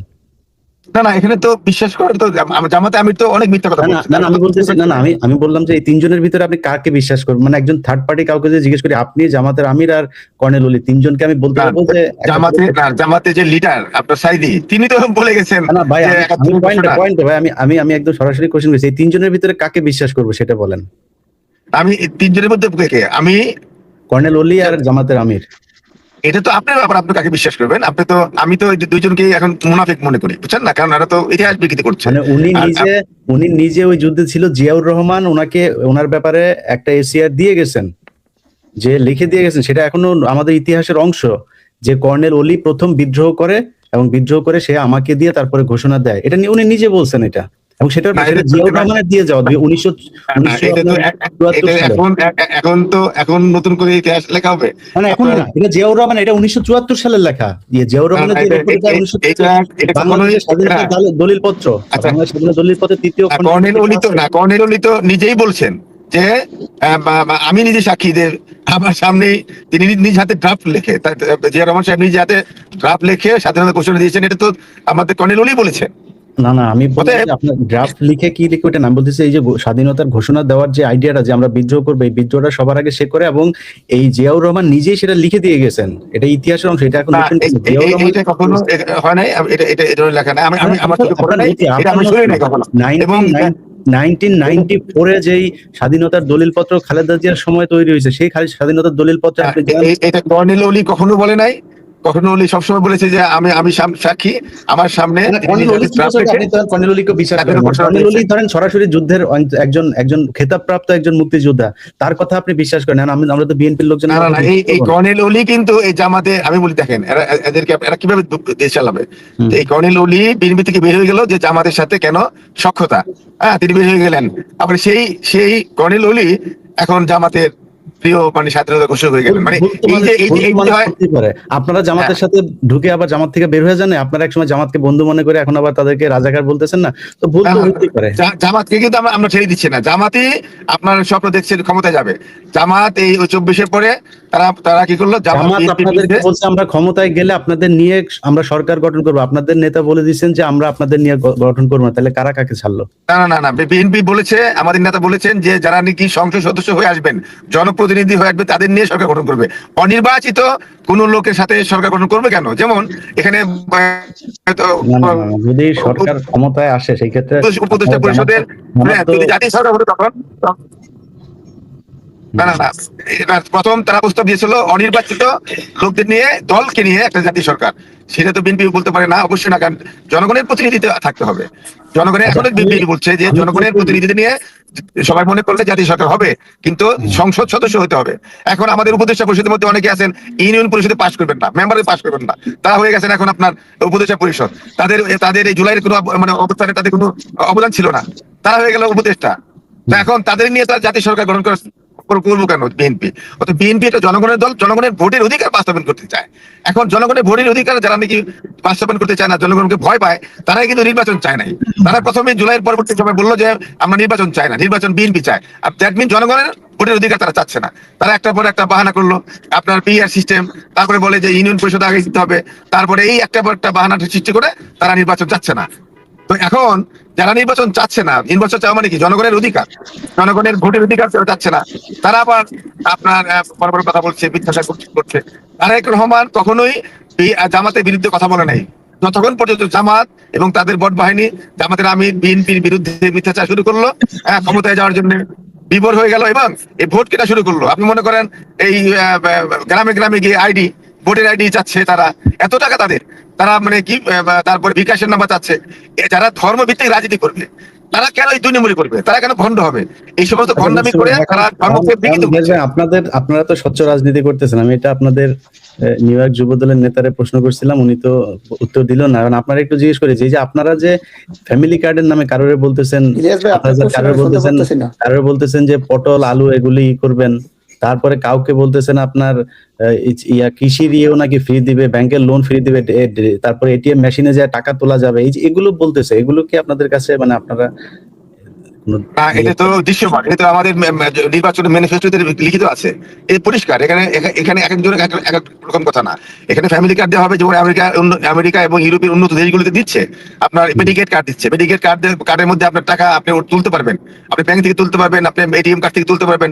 তারেক রহমান সাহেব বিদেশি থেকে যে একটা কল্যাণমূলক রাষ্ট্র কিভাবে চলে, আমি সেটা তো বুঝলাম ভাই, ওটা তো আমি বুঝলাম আপনি দিবেন, কিন্তু আমি বলতেছি যে এই যে আপনি যে লোকজন যে গিয়ে বলছে যে কেউ বলে 7,000, কেউ বলে 20,000, কেউ বলে আপনার বিভিন্ন জায়গায় বিল দিতে গেলে লোকজন কি বললো ইরাজ ভাই, লোকজন কি বললো সেটা তো কথা না। আপনাদের বিএনপি যারা তারা বলছে নির্বাচনী ম্যানিফেস্টোতে লিখিত ভাবে আছে, তারেক রহমান ক্লিয়ারলি বলেছেন। না মানে আপনাদের নির্বাচনী ম্যানিফেস্টো এবং তারেক রহমান নিজেও সেটা বলেছেন, কিন্তু আপনাদের নেতারা রাস্তায় গিয়ে যে তারপর মানুষকে এভাবে ভুল বোঝাচ্ছে, বিভিন্ন জনের কাছে টাকা পয়সা নিচ্ছে, কথা বলে। শুনেন, আমি শুনি না নির্বাচনের নেতারা কি বলছে আমি জানি না, তবে যদি তাই বলেন, জামাতের নেতারা তো বলছে বেহেশতের টিকিট বিক্রি করছে। একজনে বলছে যে আপনার রোজা এবং পূজা একই জিনিস, তারপর একজনে বলছে যে আমাদের কথায় প্রশাসন চলবে, আমাদের কথায় প্রশাসন উঠবে, আমাদের কথায় ওসি লিখবে কেস, আমাদের কথায় মানে উইথড্র করতে হবে। তার যেই দল একটা ব্যাংক চালাইতে আপনার তাদের দলীয় লোক ছাড়া লোক নেয় না, একটা ব্যাংকে সমস্ত জামাতের লোক ছাড়া সে অন্য লোক ঢুকতে পারে না, তারা যদি ক্ষমতায় যায় তাহলে দেশটাকে তারা জামাতিকরণ করবে, এটা তো দৃশ্যমান। বিএনপির কোন নেতা তারেক রহমানের যেটা বলেছে তার বাইরে কখনো বলেছে কিনা আমি জানি না। তারেক রহমান ক্লিয়ারলি বলেছেন যে 2,000 টাকা করে আপনার ফ্যামিলি কার্ড, কৃষি কার্ড দেওয়া হবে, এবং আমাদের নির্বাচনের ম্যানিফেস্টো সেটা আছে। সেই কারণে আমি বলছি যে দেখেন, এই জুলাই অভ্যুত্থানের পরে মানে রিসেট বটম শুরু হয়ে গেল, 71 ভুলে যেতে হবে। কেন 71 ভুলে যেতে হবে? কারণ 71 যারা চায়নি তারা বলতে পারে, কিন্তু আমরা যারা 71 চেয়েছি, স্বাধীন চেয়েছি, তারা তো 71 বলতে পারি না। আমরা 24 বলতে পারি না, 24 কথা আমরা বেশি করে বলি। কিন্তু একটি দল তারা 24-কে দলীয়করণ করতে চায়, আওয়ামী লীগ যেমন 71-কে দলীয়করণ করেছিল। তো আমরা শুনেন, আমরা বিএনপি এমন একটি দল, পরীক্ষিত দল, তারা 90-এর এর বিরুদ্ধে আন্দোলন করেছে, তারা 111-এর বিরুদ্ধে আন্দোলন করেছে, তারা ফ্যাসিবাদের বিরুদ্ধে আন্দোলন করেছে। অথবা বিএনপি কখনোই পিছনের দরজা দিয়ে আঘাত করে ক্ষমতা যেতে চায়নি এবং সুযোগ করেও যায়। কিন্তু দেখেন আমরা জামাত একদিকে ইসলামের কথা বলে, অন্যদিকে ভারতের গোপন মিটিং করে। আপনার আমেরিকান এম্বাসিতে গিয়ে বলে যে আমেরিকান অ্যাম্বাসেডর বললো যে আপনাদের দলে তো অনেক মৌলবাদী ঢুকেছে, হ্যাঁ আমরা মৌলবাদীকে সাইজ করে দিব। মানে এই যদি হয় ইসলামের নামে মুনাফিকি, মানে ইসলামটাকে বিকৃত করেছে যুগে যুগে। এই কারণে যুগে যুগে নবী রাসূল এসেছে এই সমস্ত ভণ্ডদের কারণে, যে যারা ইসলামকে ব্যবহার করে ইসলামকে বিকৃত করে। আমরা বিএনপি কখনো মানে এই ধরনের ধর্মকে ইউজ করে না। দৃশ্যমান ইসলাম বিএনপি বলেছে যে ইসলামিক মূল্যবোধ আমাদের হলো আদর্শ। বদরের যুদ্ধে যে আয়েশা রাদিয়াল্লাহু তাআলা আনহা যে নেতৃত্ব দিয়েছেন, এটা শুনছেন নাকি আপনি?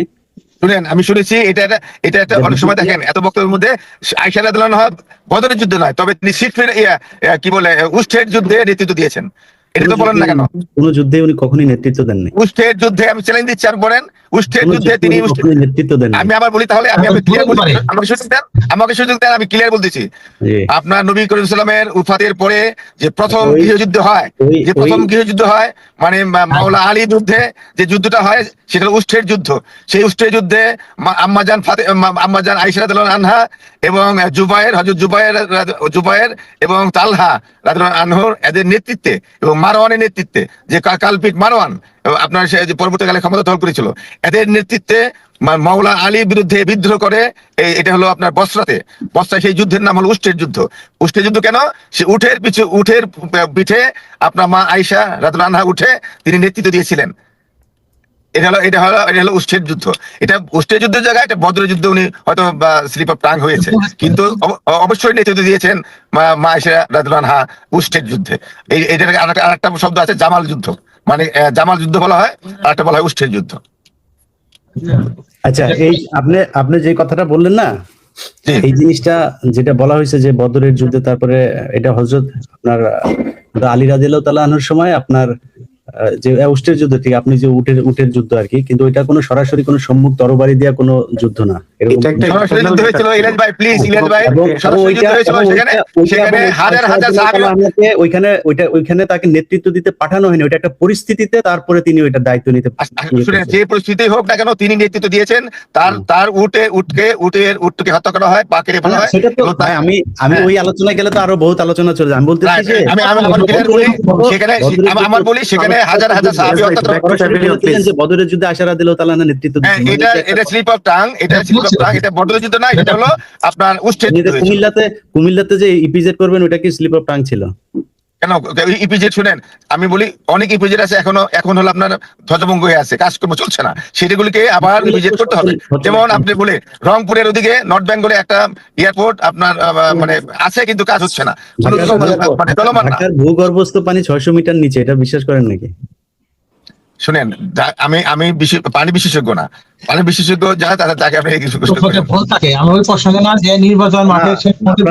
নির্বাচনের কথা বলি। নির্বাচন হলো যে বিএনপি সবসময় লোকজন ওনারা খালি বলতেছে যে আপনার জামাতের লোকজন এই ভুল করতেছে, ওই ভুল করতেছে, এইভাবেই করছে। ভাই, জামাতের লোক কোন বিএনপি নারীর শাড়ি টেনে খুলে ফেলছে? জামাত প্রথমে স্লোগান দিল বিএনপির বিরুদ্ধে। আপনার এই আলোচনা সমালোচনা তো ফেসবুকের মধ্যে বহুত হয়েছে। আপনার এই জামাতের আমির ওনার হ্যাক করে তারপরে ওনার এখানে নিয়ে তার ইন্টারন্যাশনালি একটা করার জন্য করা হলো। পরে সেখানে আবার একজনকে গ্রেপ্তার করা হলো। সেই ঘটনার সাথে জড়িত হইলো তারেক রহমানের তথ্য প্রযুক্তি বিষয়ক সম্পাদক জনাব ওয়াহিদুজ্জামান। তাকে ধরার জন্য ডিবি যখন অনুমতি চাইছে, সরকার অনুমতি দেয়নি। জামাতের যে বক্তব্যটা সেটা আমি একটু বলি। জামাতের এই আমিরের বক্তব্যের সমর্থনে আবার তাদের মহিলারা একটা সমাবেশ করলো যে আমরা আল্লাহ তাআলা আমাদেরকে নেতৃত্ব মানে পুরুষের নেতৃত্ব আমরা মেনে নিয়েছি, এটা আল্লাহর বিধান, অথবা সেটা তো আমিরকে সমর্থন দিচ্ছে। দেখেন, একদিকে তারা আপনার আল জাজিরাতে জামাতের আমির বলছেন যে জামাতের কোনো আমির মহিলা হতে পারবে না, মহিলা নেতৃত্ব নেই, এর থেকে ক্লিয়ার বলছেন। অতএব আবার আমির কেন বলবে? এটা আল্লাহ বলছেন ভাই, এটা উনি বলেন। এটা স্বীকার করে নিতে হয়। একদিকে স্বীকার করে আর একদিকে স্বীকার করে না, সমস্যা দেখেন। আল জাজিরা স্বীকার করছেন ভাই, আল জাজিরা স্বীকার করছেন। আবার এখানে বলে যে আমার হ্যাক হয়েছে। তারা বলছে ঢাকা বিশ্ববিদ্যালয়ে আগে বেশ্যালয় ছিল, আবার এখন বলছে যে না, ওটা বলি না। মানে এই যে মানে এরকম মানে বিভিন্ন জায়গায় বিচ্ছিন্ন দুই একজন তো অনেক কথা বিএনপিরও বলছে ভাই, সেটা তো আপনারা আবার ওন না করেন না না না। বিচ্ছিন্ন না, তারা আচ্ছা, যেভাবে আমরা ভাই বেহেশতে তাহলে টিকিট খালেদ বিক্রি করে, ভাইয়ের কাছে একটু শুনে, তারা খালেদ আসলে ভাই রোজা এবং খালেদ পূজা, ভাইকে একটু বলতে দেই, খালেদ ভাইকে একটু বলতে দেই যে খালেদ ভাই রোজা এবং পূজা একই জিনিস কিভাবে হয়? আবু সাইদ ভাই রোজা এবং আপনারা পূজা আগে একই শুরু জিনিস করেছেন কিনা, আপনারা আগে শুরু করেছেন কিনা, এবং এই যে যেটা বলেছেন যে ডাক্তার শফিকুর রহমান তিনি বলেছেন ইলিয়াস যে ভাই নারীদের শুনি না। নেতৃত্ব দেওয়া যাবে না, আবার ফের আপনাদের নারীরা গিয়ে বলেছে আমরা নেতৃত্ব মেনে নিয়েছি, আবার আরেক জায়গায় বলেছেন আপনারা নারীদের নেতৃত্বে নিয়ে আসবেন, বিভিন্ন অভিযোগ। বলেন আপনারগুলো আপনি একটু। জি ধন্যবাদ ভাই, আমি দেলোয়ার ভাইকে সেই দীর্ঘ সময় থেকে শুনতেছিলাম। তা আমি একটু ভাইকে একটু পরামর্শ সহকারে বলতে চাই আর কি। আসলে দেলোয়ার ভাই, আমরা তো চাচ্ছি আসলে রাজনৈতিক টোটাল একটা কালচারের পরিবর্তন। তো সেই পরিবর্তনটা সূচিত হবে আমার মনে হয় আপনাদের মতো লোকদের হাত ধরেই। সেটা কিভাবে? আপনারা দলের ভেতর থেকে, বাইরে যাই বলেন, টকশোতে এখানে অনেক কথা বলছেন, I don't have any objection, but ভেতর থেকে বিষয়গুলো নিয়ে একটু ভয়েস রেজ করেন। হতে পারে দল আপনার বিরুদ্ধে যাবে, হতে পারে আপনাকে বহিষ্কার করবে, কিংবা আপনি বিরাগ বাজন হবেন, কিন্তু আফটার অল দলটার জন্য অনেক বেশি উপকার হবে। আমি এই কথাটা কেন বললাম? এই যে যাই বললেন দেলোয়ার ভাই, এতক্ষণ পর্যন্ত যাই বললেন জামাতের আমিরের বক্তব্য, আমি দেলোয়ার ভাইয়ের কথা যদি বলি, শুরুতেই তিনি প্রথমে এর আগের সেশনে তিনি একটু বলেছিলেন নাহিদদেরকে যা তা বলছেন আর কি, নাহিদ হাসনাত স্যার যে সহজার আন্দোলনে ছিল। আমার মনে হয় সমালোচনা করার জায়গা আছে, তাদের নিয়েও সমালোচনা করার জায়গা নাই, বিষয়টা একেবারেই ঠিক না।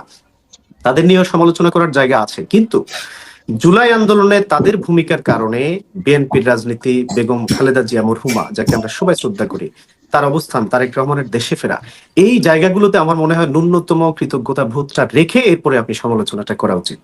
তাইলে আমার মনে হয় আল্লাহ রাব্বুল আলামিন নিজেই বলছেন লাইন শাকারতুম লাযিদান্নাকুম, কৃতজ্ঞতার জায়গাটা আমরা যদি ভুলে যাই, আল্লাহ তাআলা ঠিকই আমাদেরকে ধরা দিয়ে দিবেন, আমরা টেরও করতে পারবো না। এজন্য আমার মনে হয় জুলাই আন্দোলনে যারা ভূমিকা রাখছেন তাদের ব্যাপারে কথা বলা যাবে না, মোটেই তা না, কথা বলবো, সমালোচনা আসলে সেটা করা যাবে, কিন্তু তাদের প্রতি ন্যূনতম রেসপেক্টের জায়গাটা, কৃতজ্ঞতার জায়গাটা আমাদের সবার ওন করা উচিত, রাখা উচিত। এবং এটা যদি আমরা না করি, আমরা আবার ধরা খেতে যাব, এটা নিশ্চিত। এরপরে তিনি জামাত আমিরের স্বাধীনতার বিষয়ে অনেক কথা বললেন, শব্দ দুটো তো আলাদা। কর্নেল অলি আহমদের বিষয়ে যে বিষয়টা বললেন তিনি উই রিভোল্ট, আর একটা হচ্ছে অ্যানাউন্সমেন্ট, দুইটা শব্দ আলাদা। ইলিয়াস ভাই এটা ব্যাখ্যা করে দিয়েছেন, আমার সেটা আর যাওয়ার দরকার না। আমার মনে হয় দুইটা শব্দের ব্যাখ্যা যদি ভালো করে বোঝা যায়, বিষয়টা একেবারেই ক্লিয়ার, একদমই পরিষ্কার, যে এখানে তিনি মোটেই ইতিহাস বিকৃত করেননি, বরং এটা একটা রাজনৈতিক ইস্যু তৈরি করা, রাজনৈতিক মাঠে একটা গুরুত্বপূর্ণ বিষয়। এই যে এখন ভোটের মাঠে যা হচ্ছে, আমি এটাকে খুব বেশি অস্বাভাবিক মনে করি না, এটা স্বাভাবিক। আমেরিকাতে আরো অনেক বড় কিছু হয়ে যায়, হাতাহাতি মারামারি পর্যন্ত হয়, কিন্তু আমাদের ভাই, জাস্ট ডিবেট হচ্ছে, তাও ভাই এক লেভেলে না। একটু ফাঁকেতে বলি, একটু আমি শেষ করলে প্লিজ, একটু শেষ উনি করবো। কিন্তু বলছে চট্টগ্রামের সন্তান, জিয়াউর রহমান কিন্তু চট্টগ্রামের সন্তান না। আচ্ছা প্লিজ, আমি একটু জাস্ট, তো এই জন্য আমেরিকাতে অনেক বেশি কিছু হয়, আমাদের দেশে কি হচ্ছে, সর্বোচ্চ যিনি তার রাজনৈতিক মঞ্চ থেকে কিছু বক্তব্য দিচ্ছেন, কথা বলছেন, এটা আমার মনে হয় রাজনৈতিক সৌন্দর্য। নির্বাচনের আগে এ ধরনের সরগরম একটা পরিস্থিতি তৈরি হওয়াটা রাজনীতির জন্য ভালো, কিন্তু এখানে লক্ষণীয় বিষয় হচ্ছে যে আমরা নিজেদের জায়গা থেকে, সততার জায়গা, শুধু বিরোধিতার জন্য বিরোধিতা একটা কথা, অনেকগুলো পয়েন্ট এখানে আসছে, এগুলো শুধুমাত্র বিরোধিতার জন্য বিরোধিতা। আমাদের নুরুল আমিন ভাই দেশ পরিচালনার যোগ্যতা নিয়ে একটু টাচ দিয়েছিলেন। আসলে দেশ যারা স্বাধীনতার পরে যারা প্রথম ক্ষমতায় আসছে তাদের কি যোগ্যতা ছিল, যারা প্রথম সরকার গঠন করে তাদের কি যোগ্যতা ছিল, এগুলো রাজনৈতিক মাঠে, আমি শুরুতেই বলছি, রাজনৈতিক মাঠে যদি আমরা প্রতিপক্ষকে কোনো বিষয়ে দুর্বল করতে চাই, স্ট্রং কোনো সাবজেক্ট নিয়ে আসা উচিত, যেটা রিয়েলি। কিন্তু এখানে বিএনপি যেগুলো নিয়ে আসতেছে, দুইটা বিষয় বিএনপির ক্ষেত্রে আমি দুইটা বিষয় বলি। একটা হচ্ছে তারা যেগুলো জামাতের বিরুদ্ধে আনতেছে, সবগুলো ব্যাকফায়ার করতেছে, সবগুলো ব্যাকফায়ার করতেছে, একজন দর্শক বলেও গেছেন। এরপরে তারা নিজেদেরকে, আমার মনে হয় এরপরে আসছেন তারেক রহমানের ব্যাপারে আমি বলি, তিনি অবশ্যই দীর্ঘ সময় 17 বছর মজলুম ছিলেন, দেশের বাহিরে ছিলেন। আমাদের তার প্রতি একটা হৃদয়ের গভীর থেকে শ্রদ্ধাবোধ আছে, ঠিক যেমনটা খালেদা জিয়ার ব্যাপারে ছিল, তারেক রহমানের ব্যাপারেও আছে। আমরা এটা লালন করি, আমরা চাই এটা লালন করার মতো একটা পরিবেশ যেন থাকে, কর্মীদেরকেও এটা মানানো সম্ভব হয়ে ওঠে না। তিনি 17 বছর দেশের বাইরে থেকে রাজনীতি পরিচালনা করে এসে যদি আবার এখানে গুপ্ত শব্দটাকে ব্র্যান্ডিং দেন। ছাত্রদল যখন নির্বাচনগুলো করে, আমি খুব অবাক হতাম, ছাত্রদলের কেন্দ্রীয় নেতাদের সাথে আমার প্রায় কথা হতো, যে ছাত্রদলের নির্বাচনী ম্যানিফেস্টো কিংবা নির্বাচনী আচরণ, তাদের যে ফর্ম কার্যক্রম, এগুলো চেঞ্জের ব্যাপারে আমি বারবার পরামর্শ দিয়েছি যে এগুলো একটু চেঞ্জ করেন, না হয় কিন্তু ছাত্ররা আপনাদেরকে গ্রহণ করবে না। কিন্তু আমি দেখলাম কোনো চেঞ্জ নাই, এবং চেঞ্জ নাই তো নাই, তার উপরে এমন কিছু বিষয় নিয়ে হাজির হচ্ছে, এগুলো বারবার তাদের উপরে ব্যাকফায়ার করতেছে। তখন আমি চিন্তা করলাম যে আসলে তারেক রহমান তো, ছাত্রদল তো তারেক রহমানের নির্দেশ ছাড়া কিছু করবে না, তাহলে আমি ছাত্র দলকে দিয়ে তারেক রহমানকে মূল্যায়ন করতে শুরু করলাম, যে তারেক রহমানকে আমরা স্মার্ট মনে করতাম। এলইডি স্ক্রিনে যখন তিনি বক্তব্য দিতেন আমাদের কাছে মনে হতো হিউজ স্টাডি করে তিনি এসেছেন, কিন্তু বাংলাদেশে আসার পরে আমাদের এই ধারণাটা পাল্টে গেল। আমার কাছে মনে হচ্ছে তার বাংলাদেশ নিয়ে গভীর কোনো স্টাডি তিনি করেননি, অথবা এটা তার দোষও না, তাকে যারা পরিচালনা করেন তাদের উচিত ছিল এই বিষয়ে তাকে একটু গুছিয়ে দেওয়া। কিন্তু আমার মনে হচ্ছে বিএনপি সেই গভীরে প্রবেশ করতে পারে নাই। বিএনপি শুধুমাত্র রাজনৈতিক ভাষা ভাই পলিটিক্স এর মধ্যে এখনো রয়ে গেছে, কিন্তু বাংলাদেশের মানুষের যে একটা বিশাল মাইন্ড সেট আপ ঘুরে গেছে, এই জিনিসটাকে স্টাডি করে বিএনপি সম্ভবত আগাইতে পারছে না। বিএনপির একটা বড় অংশ, একটা টিম আছে যারা তাকে পরিচালনা করেন আমি যতটুকু জানি, কিংবা তিনি যে পরিষদ দ্বারা পরিচালিত হন, তাদের উচিত ছিল তাকে গভীরভাবে স্টাডি করে তারপরে মাঠে নামানো। তাইলে এই যে উলটপালট জিনিসগুলো হচ্ছে, এগুলো নিয়ে চায়ের দোকানে হাসাহাসি হচ্ছে। আমি দুঃখিত, আমি তাকে অসম্মান করছি না, তিনি শ্রদ্ধেয় নেতা, অনেক বড় লিডার, দীর্ঘদিন মজলুম ছিলেন, কিন্তু আমাদের কাছে খুব বেশি কষ্ট লাগে তিনি মজলুম থেকে 17 বছর দেশের বাইরে থেকে এসে যখন ঠিক তারই মতো মজলুম থাকা মানুষদেরকে, তিনি তো রাজপথে নামার সুযোগ তিনি পান নাই। অসংখ্য মানুষ রাজপথে গুম খুন নির্যাতনের শিকার হয়েছে, বিএনপির অসংখ্য নেতাদের সাথে আমরা একসাথে দীর্ঘ সময় জেলে ছিলাম। তাহলে এই যখন তিনি এই শব্দটা ব্যবহার করেন গুপ্ত সিদ্ধ, এটা আমি মনে করি শুধু জামাতের উপরে না, এটা তার নিজের কর্মীদেরকে অসম্মান করার সামিল। এটা তিনি তার কর্মীদেরকে বলেছেন। তাহলে তার যে সমস্ত নেতা কর্মীরা, হারিস চৌধুরীর ঘটনা আমরা জানি, মৃত্যুর আগ পর্যন্ত যার পরিচয়টা পর্যন্ত আমরা প্রকাশ করতে পারি নাই। তাহলে এই যে তিনি শব্দটা ব্যবহার করছেন, আমি মনে করি এটা শুধু জামাতের উপরে যায় নাই, জামাত তো এটাকে নেয় নাই, এটা স্বয়ং বিএনপির নেতাকর্মীদের উপর ব্যাকফায়ার হয়েছে। সুতরাং এরপরে তিনি যে সমস্ত জায়গায় কথাগুলো বলেছেন, এগুলো নিয়ে গভীর স্টাডি করে এই ময়দানে নামা উচিত ছিল, কিন্তু বিএনপি সেটা করেনি। এবং সেটা করে নাই, এই যে বিএনপির দুর্বলতা, গ্যাপ, আমি মনে করি অ্যাকসেশন আপনারা হেরে যান, ক্ষমতা খুব বেশি কিছু না, খুব বড় জিনিস না। অ্যাকসেশন বিএনপির যদি এই যে বিশ্ববিদ্যালয় নির্বাচনগুলোতে এত হারা হারলো, হারা হারলো সবগুলো বিশ্ববিদ্যালয় নির্বাচন, কিন্তু একটা হারার পরে বিএনপির ছাত্র দলের সতর্ক হয়ে যাওয়া উচিত ছিল যে আমাদের কোন কোন জায়গায় লিগাসি গুলো আছে, কোন কোন জায়গায় আমাদের গ্যাপ গুলো আছে।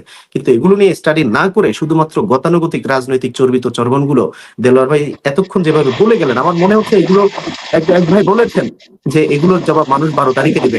আমি একটু অনুরোধ করবো দেলোয়ার ভাই, এই বিষয়গুলো নিয়ে একটু প্লিজ গভীর স্টাডি করে নিজেদের, আমার সামনে যাই বলেন, টকশোতে যাই বলেন, don't have any objection, but নিজেদের ভেতরে এই জায়গাগুলো নিয়ে একটা বিরাট পরিবর্তনের জন্য ভয়েস রেইজ করা দরকার। না হয় বিএনপি গভীর সংকটে নিপতিত হবে, কোনো সন্দেহ নাই। কারণ আপনারা একেবারে টোটালি জনগণের পালস বুঝতে এখনো সক্ষম হন নাই, যার জন্য কি হবে, শেখ হাসিনা যেমনটা বুঝে নাই, ঠিক একই অবস্থা এখন বিএনপির ক্ষেত্রে তৈরি হচ্ছে। আমি আশঙ্কা করছি রাজনীতির জন্য, বাংলাদেশের রাজনীতির জন্য বিএনপির হারিয়ে যাওয়া, কিংবা বিএনপির একটা খুব বেশি কঠিন পরিস্থিতি তৈরি হওয়া মোটেই সুখকর না, এটা আমরাও চাই না। কিন্তু বিএনপির যে পরিস্থিতিটা এখন তৈরি করছে, বিভিন্ন ভাবে একেবারে মোরাললেস বিষয়গুলো সামনে নিয়ে আসছে, শুধুমাত্র বিরোধিতার জন্য বিরোধিতা করতে গিয়ে বিএনপির নিজেদের উপরে যে ইস্যুগুলো ব্যাকফায়ার হচ্ছে, এগুলো নিয়ে বিএনপির গভীর টেবিল ওয়ার্ক করা উচিত, বিএনপির টিম রেডি করা উচিত। গতানুগতিক রাজনৈতিক কালচারের দিন শেষ হয়ে গেছে। এরপর আমি শেষ করে দিচ্ছি ভাই, এরপরে আরো একটা কয়েকটা প্রশ্ন এখানে আসছে। এরপরে নমিনেশনের ক্ষেত্রে ইলিয়াস ভাই ক্লিয়ার করেছেন, এখানে আমরা দুর্নীতি মুক্ত রাখতে চাই, কিন্তু ঋণ খেলাপিদেরকে নমিনেশন সহ আরো কয়েকটা বিষয়। আমি একটা উদাহরণ দিই, বিএনপির জেনুইন নমিনেশন পাওয়ার মতো অসংখ্য প্রার্থী আমার নলেজে আছে যারা নমিনেশন পান নাই। কেন পান নাই আমি জানতে চেষ্টা করেছি, আমি জানি না সত্য মিথ্যা। আমাদের নোয়াখালী 5 আসনের কথা বলি, সেখানে ব্যারিস্টার মওদুদের পুরো পরিবার আছেন, কিন্তু সেখানে একজনকে নমিনেশন দেওয়া হলো যিনি একজন ব্যবসায়ী। আমরা লোকমুখে শুনি আর কি যে তিনি বড় অঙ্কের এখানে লেনদেন করেছেন, এটা আমি বিশ্বাস করতেও চাই না, এটা হোক, এটা আমরা কল্যাণও করি না, কিন্তু আমাদের কাছে মনে হচ্ছে বিএনপি এই জায়গায় ভুল করেছে। এখানে বিএনপি সঠিক কোনো স্ট্যান্ডার্ড নির্ধারণ করতে পারেন নাই। এরপরে ফ্যামিলি কার্ড থেকে শুরু করে যে ইস্যুগুলো নিয়ে আসছে বিএনপির, এই বিষয়গুলো যেভাবে সামনে উপস্থাপিত হয়, একদম দক্ষ কর্মী বাহিনী গিয়ে দিয়ে এগুলো উপস্থাপন করা দরকার ছিল, কিন্তু এমন ভাবে পক্ষে বিপক্ষে বিএনপি উপস্থাপিত হয়েছে 12 তারিখ, যে বিএনপির উপর যেটা ব্যাকফায়ার করবে। আমি দেলোয়ার ভাই এখানে যারা বিএনপি প্রতিনিধিত্ব করছেন তাদের প্রতি আরেকটা অনুরোধ জানাতে চাই যে ভাই, জামাতকে নারী বিদ্বেষী বলেন, জামাতকে যাই বলেন, এগুলো কিন্তু আসলে খুব বেশি একটা গ্রহণযোগ্যতার লেভেলে নিয়ে যাওয়া সম্ভব হয় নাই। জামাতের টিম যেদিন জামাতের আমিরের এক্স হ্যান্ডেল হ্যাক করে যে এই কাজটা করা হয়েছে, এরপরেই সত্যতা বেরিয়ে আসছে একেবারে ক্লিয়ার। ইভেন অসংখ্য নারী অ্যাক্টিভিস্টরা স্পষ্ট স্টেটমেন্ট দিয়েছেন জামাত আমির এটা বলতে পারে, এটা আমরা বিশ্বাস করি না। একটা হচ্ছে আপনি ভেতরে যা লালন করেন, আপনি ভেতরে যা ধারণ করেন, এটা যে কোনো ভাবে ফুটে উঠবেই। আর আপনি যা ধারণ করেন না, আপনাকে যদি সেটা অপবাদিত করা হয়, অপবাদ দেওয়া হয়, জনগণের সামনে এটা উপস্থাপিত ন্যাচারালি হয়ে যাবে। এটা আল্লাহ সিস্টেম, এটা রব্বুল আলমিনের সিস্টেম, তিনিই করে দিবেন। সুতরাং আমি মনে করি রাজনীতিতে এমন কোন ইস্যুকে সামনে নিয়ে আসা উচিত নয় যে ইস্যুগুলো আসলেই প্রকৃতপক্ষের সত্যতার লেশমাত্র নয়। আপনি বিরোধিতা করবেন, সমালোচনা করবেন, অবশ্যই এটা রাজনৈতিক অধিকার এবং রাইট, কিন্তু এটাকে যদি গ্রহণযোগ্যতার লেভেল মেনটেন করে সমালোচনা করা না যায়, এটা ব্যাকফায়ার করবে এবং করছে। এজন্য বিএনপিকে আমি এই ব্যাপারে পরামর্শ দিব, আসলে স্বাধীনতার খিস্তি কেউটা এখন যায় না, মোটেই যায় না। গুপ্ত সুপ্ত এই খিস্তি কেউটা মোটেই যায় না।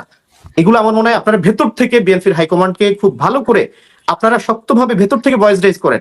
উপর দিয়ে অনেক কিছু করলাম, ভিতর দিয়ে ঘুরে সব শেষ করে ফেললো। এটা বাংলাদেশের রাজনীতিতে বিএনপি হারিয়ে যাক, বিএনপির ক্ষতি হয়ে যাক, এটা আমরা চাই না, কখনোই চাই না। এই জন্য আপনারা আমাদের সামনে যাই বলেন টকশোতে, ওপেন স্পেসে, ভেতর থেকে একটু দয়া করে বিএনপিটাকে গুছান, ভেতর থেকে বিএনপিটাকে যে বিষয়গুলো বিএনপির ঘাটতি আছে এগুলোর ব্যাপারে ভয়েস রেজ করেন। হয়তো আপনি আলাদা হয়ে যাবেন, বিএনপির চোখে আপনি চক্ষুশূল হয়ে যাবেন, অথবা একটা সেশন বিএনপির ক্ষতি হয়ে যাবে, খারাপ হবে, কিন্তু পরেও বিএনপিটাকে একটু গুছিয়ে আনেন, নিচ থেকে ধরে তুলে টেনে আনেন। বিএনপি খাদের কিনারে চলে গেছে, কোনো সন্দেহ নাই। এই বিষয়ে একটু গভীর ভাবেন। আমরা বিএনপির প্রতি শুভাকাঙ্ক্ষা জানাতে চাই। আব্দুর রহমান ভাই, ফিরে আসুন, ভালোভাবে স্টাডি করে, হোমওয়ার্ক করে, গুছানো পদ্ধতিতে বিএনপি ফিরে আসুন। জি আব্দুর রহমান ভাই, জি ভাই, আপনার ওখানে একটা সাউন্ড হচ্ছে, আরেকবার আপনি একটু ফোনটা কাছে নিয়ে বলেন। শোনা যাচ্ছে আমাকে? জি বলেন আপনি বলেন। আমি ইলিয়াসকে ধন্যবাদ জানাচ্ছি। আসলে আমি তো আসলে যদি বলি, আমি ভাই আপনার অডিওটা একটু ঠিক করেন, আপনাকে আমি রাখলাম, আপনি অডিওটা ঠিক করেন, আপনার কথা শুনবো। হ্যাঁ, আমরা পরের জনকে নিচ্ছি। ভাই আপনাদের কাছে অনুরোধ থাকবে আপনারা কি বক্তব্য না দিয়ে, আমাদের এখানে দুইজন মানুষ ছিল যারা মূলত, একজন হচ্ছে তারেক রহমান, তিনার নির্বাচনী যেই পরিচালনা কমিটি সেখানে আছে গিয়াস আহমেদ ভাই, উনি বিএনপির একজন কেন্দ্রীয় নেতা, এবং খালেদ সাইফুল্লাহ তারেক ভাই, উনি হচ্ছে নাহিদ ইসলামের নির্বাচনী পরিচালনা কমিটির একজন সদস্য। তো এই দুইজনের বক্তব্য আপনারা শুনেছেন। আমার মনে হয় একদম জাস্ট ছোট করে ভাই আপনাদেরকে আমি জাস্ট করে দিব। আপনি এই দুইজনের ভেতরে যারা যে বক্তব্যটা দিয়েছে তার মধ্যে কাকে আপনারা সমর্থন করেছেন, কার বক্তব্য সঠিক মনে করেছেন, আব্দুল আলিম ভাই বলেন। আসসালামু আলাইকুম ওয়া রাহমাতুল্লাহি ওয়া বারাকাতুহু। ভাই ভাই আমি সিঙ্গাপুর থেকে বলছি। এখন আমার দেশের বাড়ি হচ্ছে গোপালগঞ্জ।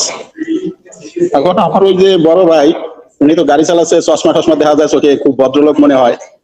ভাই বিএনপি দেখলে আমার মনে হয় যে সৈরাজ আবার আইসা পড়ছে দেশ। কারণ ওনারা তারেক রহমানকে যেভাবে তেল মারা শুরু করছে, শেখ হাসিনার ঠিক একইভাবে মানুষ তেল মারতো। মানে তারেক রহমানের নামে কিছু বলা যাবে না, তার নাম ধরা যাবে না, তার টাং অফ সিলি বলে বলা যাবে না, বুঝছেন?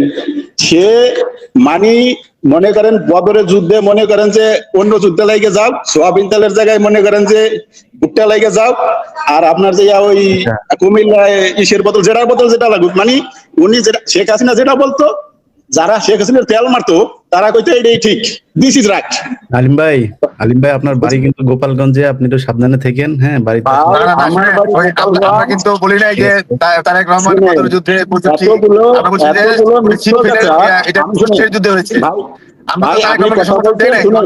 আপনি কথা বলছেন, আমরা কিন্তু শুনছি। না শুনেন, আপনি কথা বলছেন, আমরা শুনছি, আমরা কথা বলছি, আপনি শুনবেন। আলিম ভাই, আপনার আলিম ভাই, আপনি বললেন যে বদরের যুদ্ধে তো আমরা সমর্থন আমার কথাটাকে শুনেন, এরকম আমার কথাটাকে শুনেন, এরকম একটা না শুনেন। আমি কালকে টকশোতে একটা প্রশ্ন করেছিলাম যে ভদ্রতা কিভাবে আমরা বুঝবো, আর ভদ্রতা কেমনে আমরা অনুমান করবো যে লোক তো ভদ্র, কথা বুঝেন? আর ভাব সম্পর্কে আমরা কই রয়েছি, জন্ম হোক যথাযথ, কর্ম হোক ভালো, কথা বুঝেন? এখন আলিম ভাই ধন্যবাদ ভাই, আপনারা যা ওনাদের বিষয়টাতে মতামত দিলেই চলবে। এক মিনিট আমার কথাটা কি শেষ করতে দেন, 1 মিনিট আমি প্রশ্নটা ভাইয়া আমি শেষ করি। এখন দেখেন, জিয়াউর রহমান এত ভালো, খালেদা জিয়া এত ভালো। দেখেন আমার বাপ অনেক ভালো ছিল কিন্তু আমি খারাপ। আমরা জানি আদম আলাইহিস সালাম তার 2 ছেলে ছিল, দুইজনের ভিতরে দুইজন কিন্তু সমান ছিল না। নূহ নবীর ছেলে কিন্তু ঈমান আনে নাই, কথা বুঝেন? একজন ছেলে ঈমান আনে নাই। এখন জিয়াউর রহমান আর খালেদা জিয়ারে সামনে রেখে যদি তারেক রহমানের তেল মারেন, তাহলে আমি তো মনে করছি যে তারেক রহমান ভবিষ্যতে আরেক স্বৈরাচার হবে বাংলাদেশে। ভাই আমার এই কথাটার উত্তরটা দেন। আলিম ভাই ধন্যবাদ ভাই, আপনি তারেক রহমানকে তেল মারলাম কোথায় আমরা? তারেক রহমান যে যোগ্য নেতৃত্ব দিয়েছে, এই 17 বছর এই ফ্যাসিবাদ আন্দোলনের নেতৃত্ব দিয়েছে। তারেক রহমানের কারণে আওয়ামী লীগ দিনের ভোট রাত্রে করতে বাধ্য হয়েছে। তারেক রহমানের কারণে আওয়ামী লীগ ডামি নির্বাচন করতে বাধ্য হয়েছে। তো তারেক রহমানের দোষটা কোথায়?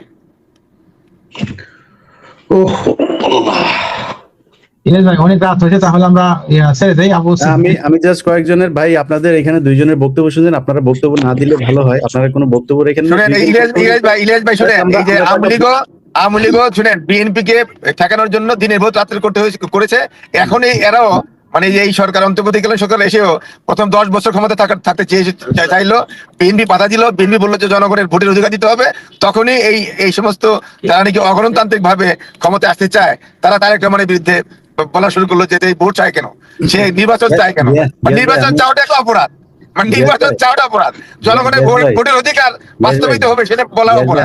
আমরা এই কথা যেমন জামাতের দুই একজনের কাছে শুনেছি, তেমন বিএনপির অন্তত শতাধিক মানুষের কাছে শুনেছি যে ভোট কেন্দ্রে গেলে মাজা ভাঙা দিবে, ভোট কেন্দ্রে যাওয়া যাবে না, তারপরে ধানের শীষে ভোট না দিলে বাড়িঘর উড়াই দিবে, ধানের শীষে ভোট না দিলে কেন্দ্রে যাওয়ার দরকার না, নেই। এই ধরনের কথা আমি শুনি নাই, বরং জামাতের লোক করেছে। আপনি যদি না শুনে থাকেন আপনি ইউটিউবে জাস্ট লেখেন যে বিএনপির প্রার্থীর পক্ষ থেকে। এখন শুনে প্রশাসনে জামাতের লোক বেশি, সমস্ত ডিসি এবং এই যে সব প্রশাসনে তারা জামাতের লোক বেশি না, কিন্তু প্রশাসনে আওয়ামী লীগের লোক বেশি। শুনেন, এই যে এই নির্বাচন কমিশনে জামাতের লোক বেশি। চান নাই, জামাত চেয়েছে, আপনারা চান নাই।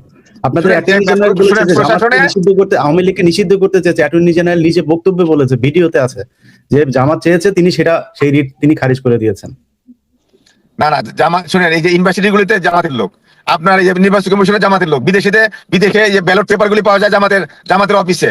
আপনার কালকেও দেখলাম যে নির্বাচন কমিশন আপনার একজন জামাতের একটা ইয়াস ভাই, আমার মনে হয় আপনারা সবাই বক্তব্য দিয়েছেন, আমরা শেষে কয়টা হয়ে যাচ্ছে।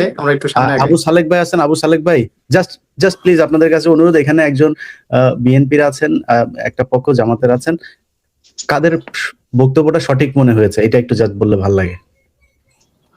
জি, আসসালামু আলাইকুম ভাই। জি, আমাকে শোনা যাচ্ছে ভাই? জি আবু সালেক ভাই, আপনাকে শুনতে পাচ্ছি আমরা। জি ভাই, আমি আবু সালেক, আমার বাড়ি কিশোরগঞ্জ জেলায়। আমি বর্তমানে সৌদি আরবে আছি। তো 5 তারিখের আগ পর্যন্ত আমি আমার দেশে ছিলাম, এবং কি ওই জুলাই আগস্টের আন্দোলনে আমরা ওইখানে ছিলাম। ওই আপনি চিনবেন, আর আপনার ভিডিও আর পিনাকিদার ভিডিও আমি সবসময় দেখি। ওই সৈয়দ আশরাফের ছেলে আশফাকুল টিটুর 7তলা বাড়িতে আগুন দেওয়া হয়েছিল। তো এটা না, বিষয় হচ্ছে ভাই 71-এর গল্প আমরা এখন শুনি। 71 নিয়ে শেখ হাসিনা এমন তেল মারছে, এমন ব্যবসা করছে, সালেক ভাই, আমি আপনাদের কাছে অনুরোধ, আমরা অনেক লম্বা হয়ে গেছে, জাস্ট কার বক্তব্য সমর্থন করেছেন বলেন, সমর্থন না করলে সেটাও বলেন যে কারোটাই সমর্থন করেন নাই। এই দুইজনের মধ্যে জি ভাই, আমি শেষ করে দিই। সমর্থন বলবো, এখানে যারা আছে তারা অনেকে সিনিয়র, আমাদের জন্ম দেখছে, আমরা তাদের ছেলে সমতুল্য। আপনারা দয়া করে আপনারা এই কমেন্ট গুলি দেখবেন, কার পক্ষে জনগণ মত দিয়েছে আর কাকে কি বলতেছে, আপনারা লাইভ কমেন্ট গুলি দেখেন, তাহলে তো বোঝা যায়। আপনার মতটা শুনতে চাই ভাই, আমরা আজকে এই নির্বাচনের ফলটা মাঠে দেখার জন্যই আমরা একটু এসেছি আজকে লাইভে। নির্বাচনের ফলটা ইনশাল্লাহ আমি যেহেতু দেখে নাই, আমরা প্রবাস থেকে তো আমরা যারা ভোট দেওয়ার দিছি, ইনশাল্লাহ আশা করি এই 12 তারিখে একটা মানে আপনার বুড়ের নীরব একটা বিপ্লব হবে, যে বিপ্লবে আপনার এই যে এই 71 নিয়ে যারা দালালি করতেছে, 71 নিয়ে যারা এখন দালাল করতেছে, এগুলো থাকবে না ভাই। আপনার উত্তর আমরা পেয়েছি, যে আপনার কাছে যে উত্তর সেটা পেয়েছি। আমরা পরে আরেকজনের কাছে যাই, এমডি করিম ভাই, কার বক্তব্য সমর্থন করেছেন বলেন, আমাদের বিএনপির ভাইয়ের না জামাতের ভাই, একটু বলেন ভাই। এটা আর বলার কিছু না, এটা আমরা সবাই জানি কার বক্তব্য ভালো হয় আর কার বক্তব্য হয় না। তবে আমি এখানে একটা প্রশ্ন তুলতে চাই, এটা হচ্ছে আমার এক ভাই বলেছে যে ঋণ খেলাপিদের নিয়ে এটা তদন্ত করতে পারে নাই যে কিভাবে কাকে দেবে। এত বড় একটা দল, তাদের কোন লোকটা খারাপ কোন লোকটা ভালো এটা তদন্ত করেন, এটা পাবলিক কি পাগল নাকি? পাবলিককে পাগল বোঝায়? পাবলিক আজকাল পাগল আছে?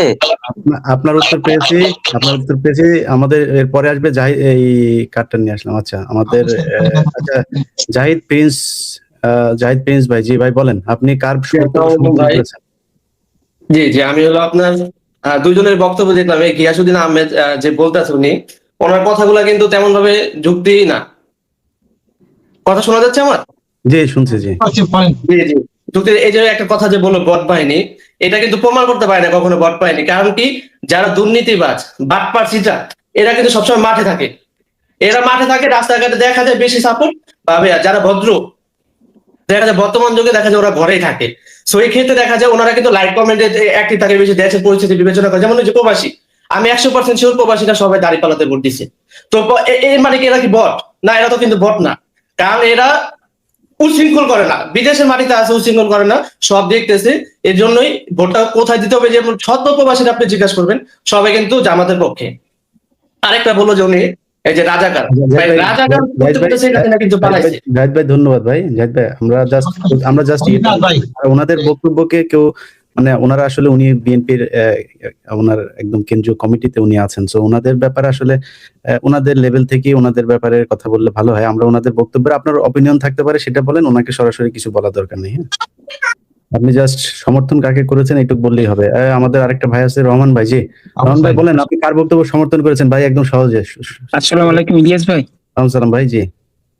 আচ্ছা ভাই, আচ্ছা আমি আমার বক্তব্য বলবো আর কি। তার আগে আমি আপনাকে বলি, আমি নিউ ইয়র্কে গিয়েছিলাম আপনার সাথে দেখা করার জন্য, কিন্তু কোনোভাবে আমি আপনার সাথে দেখা করতে পারিনি ভাই। আচ্ছা ইনশাআল্লাহ দেখা হয়ে যাবে পরের বার। আসলে ওই যে শিপন ভাই আমাদের দেলোয়ার ভাই আছে, দেলোয়ার ভাই ট্যাক্স ফাইলের অফিস আছে, দেলোয়ার ভাইয়ের অফিসে এসে আমাকে খুঁজে পাবেন। হ্যাঁ,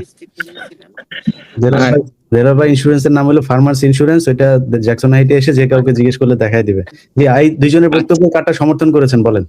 আচ্ছা আমি আমি একটু বলি, আমি কিন্তু আমাদের ফ্যামিলি টোটালটাই বিএনপি ছিল, বলার বুঝছেন? সুযোগ পাবেন না এই রহমান ভাই, প্লিজ সময় নেই, বলেন কার বক্তব্য সমর্থন করেছেন এটা বললেই হবে।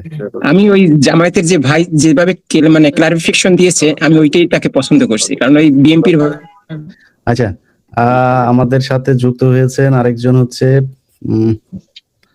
আচ্ছা ওনার ক্যামেরা অন নাই। আচ্ছা ভোট কিন্তু ওইদিকে বেশি চলে আছে, আমি কিন্তু ভাই আমার ইলিয়াস ভাই, জি শুনে ভোটটা আমি একটু বলি, ভোট তো মনে করেন পিনাকি দা এবং আপনি মনে করেন জামাতের পক্ষে আপনারা কথা বলেন, তো আপনাদের ফলোয়ার তো জামাতি হবে, তো আপনি জামাতি নিয়ে ভোট করতেছেন, এটা তো একটা ভোট ভাই।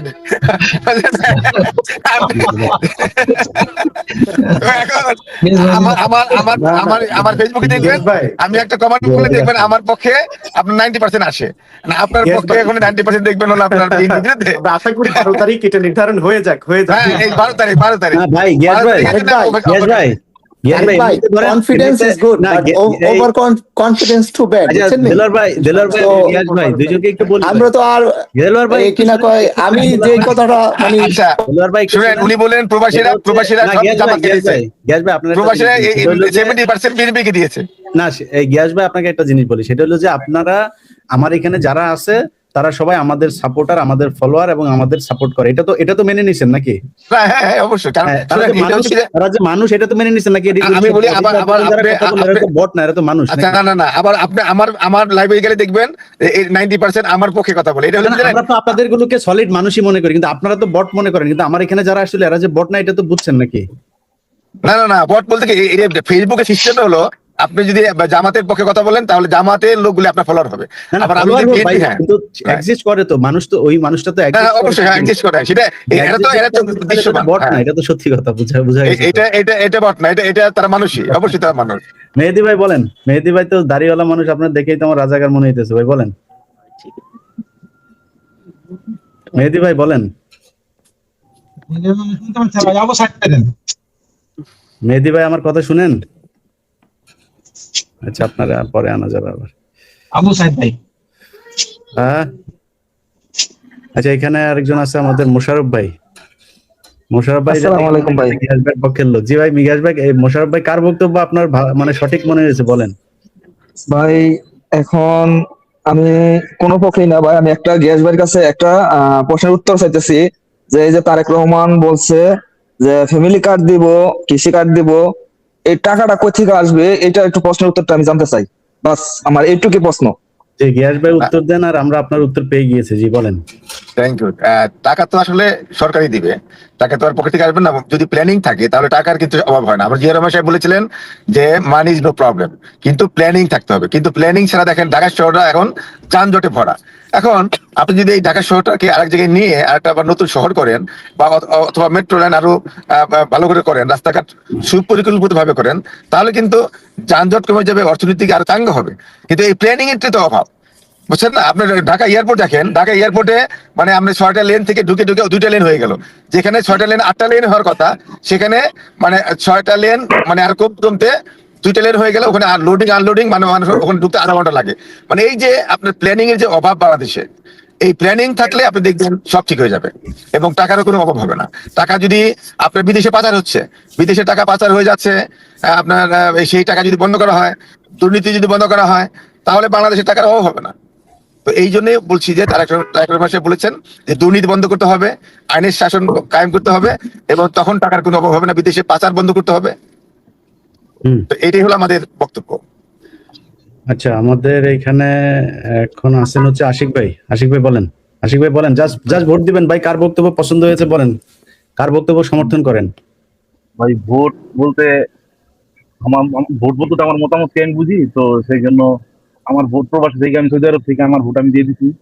তো বর্তমান রাজনৈতিক প্রেক্ষাপটে আমরা মোটামুটি জামায়াতের বক্তব্য এবং জামায়াতের কার্যকলাপকে সমর্থন করতেছি। আমরা এখানে আমাদের কোম্পানিতে আমরা একটা ধানের শীষের লোক খুঁজতেছি ভাই, আপনারা সব বট লোক, বট সব। আমি জাকির খানের ভাই লাগে, আমি জাকির খানের ভাই। ইলিয়াস ভাইকে শুনে, ইলিয়াস ভাই আপনাকে তো ধানের শীষ ফলো করে না।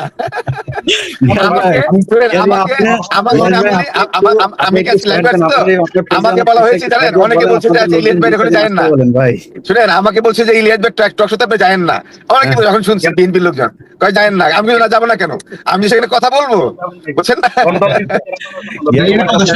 আচ্ছা গিয়াস ভাই, এখানে তো এই যে নুরামিন ভাই, আপনি তো ওই যে ওয়েটিং লিস্টের লোকগুলি দেখতে, আপনি বলেন কার নাম, কাকে আমি ইন করবো বলেন, নুরামিন ভাই বলেন। না ভাই, আমরা তো টক শোতে বসছি, আমি তো প্রথমেই বলছি যে বাংলাদেশের একটা খারাপ আজকে করার উদ্দেশ্য কিন্তু এই মানে উদ্যোক্তা কিন্তু নুরামিন ভাই বলছে যে ভাই আমরা একটা টক শো করবো, তা আমি বললাম ঠিক আছে তাহলে লোকজনকে অ্যাড করি, তো সাথে দুইজন ভিআইপি না হইলে তার হয় না, তো আপনারা নিলাম আর খালিদ ভাইরে নিলাম, আপনাদের দুইজনকে নিয়ে আমরা মানুষকে একটু ই করলাম। কিন্তু আমি এখানে কিন্তু ভাই সত্যি কথা বিশ্বাস করেন, আশিক ভাই আপনি আমাকে চিনেন, আপনার সাথে আমার কখনো পরিচয় হয়েছে? না না, কখনো পরিচয় হয় না, তবে আমি আপনাকে পরিচিত লোকজন আপনি যে ফলো করেন। আর ইলিয়াস ভাই তো জামাতের পক্ষে বিএনপির 14 গোষ্ঠী বানাই দিচ্ছে।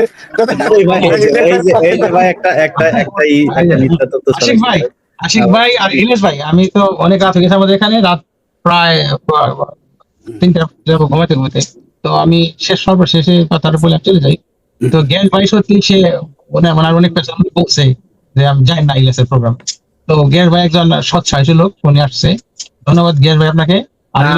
আমি তো গিয়াস ভাইকে সম্মান দিছি নাকি? আমি তো গিয়াস ভাই, ঠিক আছে, আপনাকে ধন্যবাদ, কারণ কি আমার পেছন থেকে অনেক আসতেছিল যে ইলেকশন বানচাল হওয়ার, কারণ আমি বলছি আপনাকে আমার অনেক দোষ বন্ধু আছে আওয়ামী লীগ করে, তো তারা এরকম হইতেছিল, সেজন্য আমি বললাম যে ইলিয়াস ভাইয়ের মাধ্যমে এই কথাটা প্রচার হোক, যাতে ইলিয়াস ভাইকে মানুষ শোনে।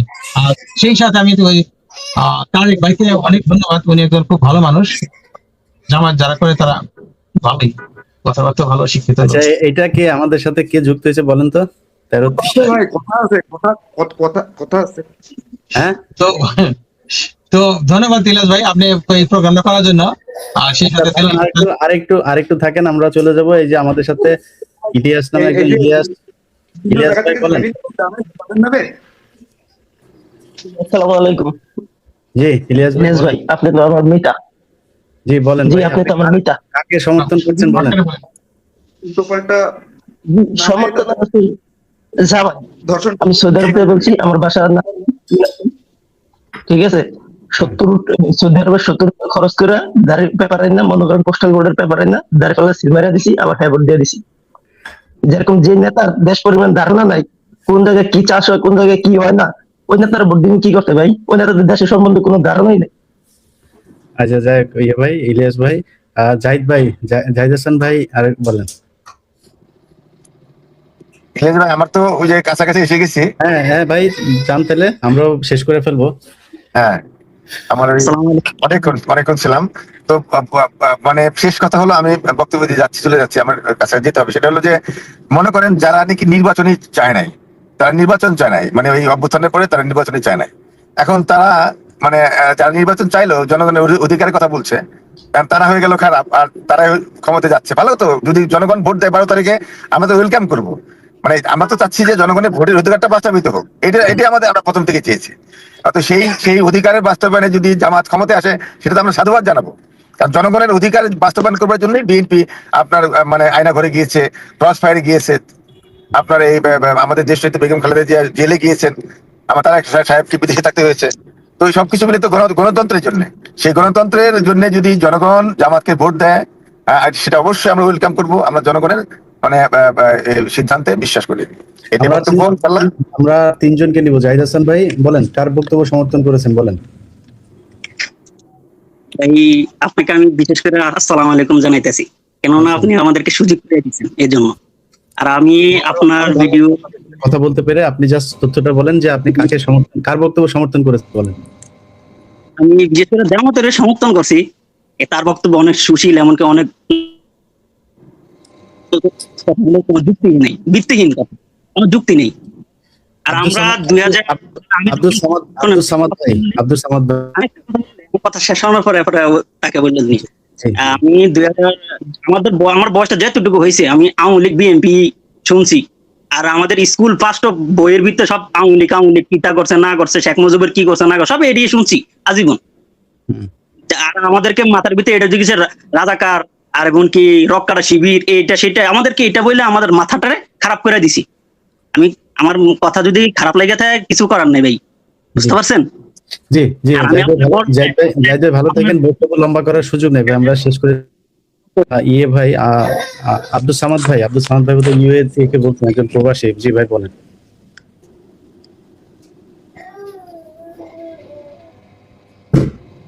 সামাদ ভাই আপনাকে শুনছি আমরা, বলেন। ভাই কথা বলেন। আচ্ছা সামাদ ভাই এটা মনে হচ্ছে না আমাদের আবু সাইদ জাহিদ। আচ্ছা ভাই আমরা আর নতুন কাউকে নিচ্ছি না। জনাব গিয়াস আহমেদ ভাই এবং খালেদ সাইফুল্লাহ ভাই এবং আমার সাথে যারা ছিলেন সবাই এবং যারা শুনছিলেন যারা দেখছিলেন সবার কাছে আমাদের এখানে আসলে ফ্রেন্ডলি একটা অনুষ্ঠান ছিল। এমনিতে আমরা মজা করার জন্য বলতে পারেন বা একটু খোঁজ খবর রাখার জন্য এই লাইভে এসেছিলাম।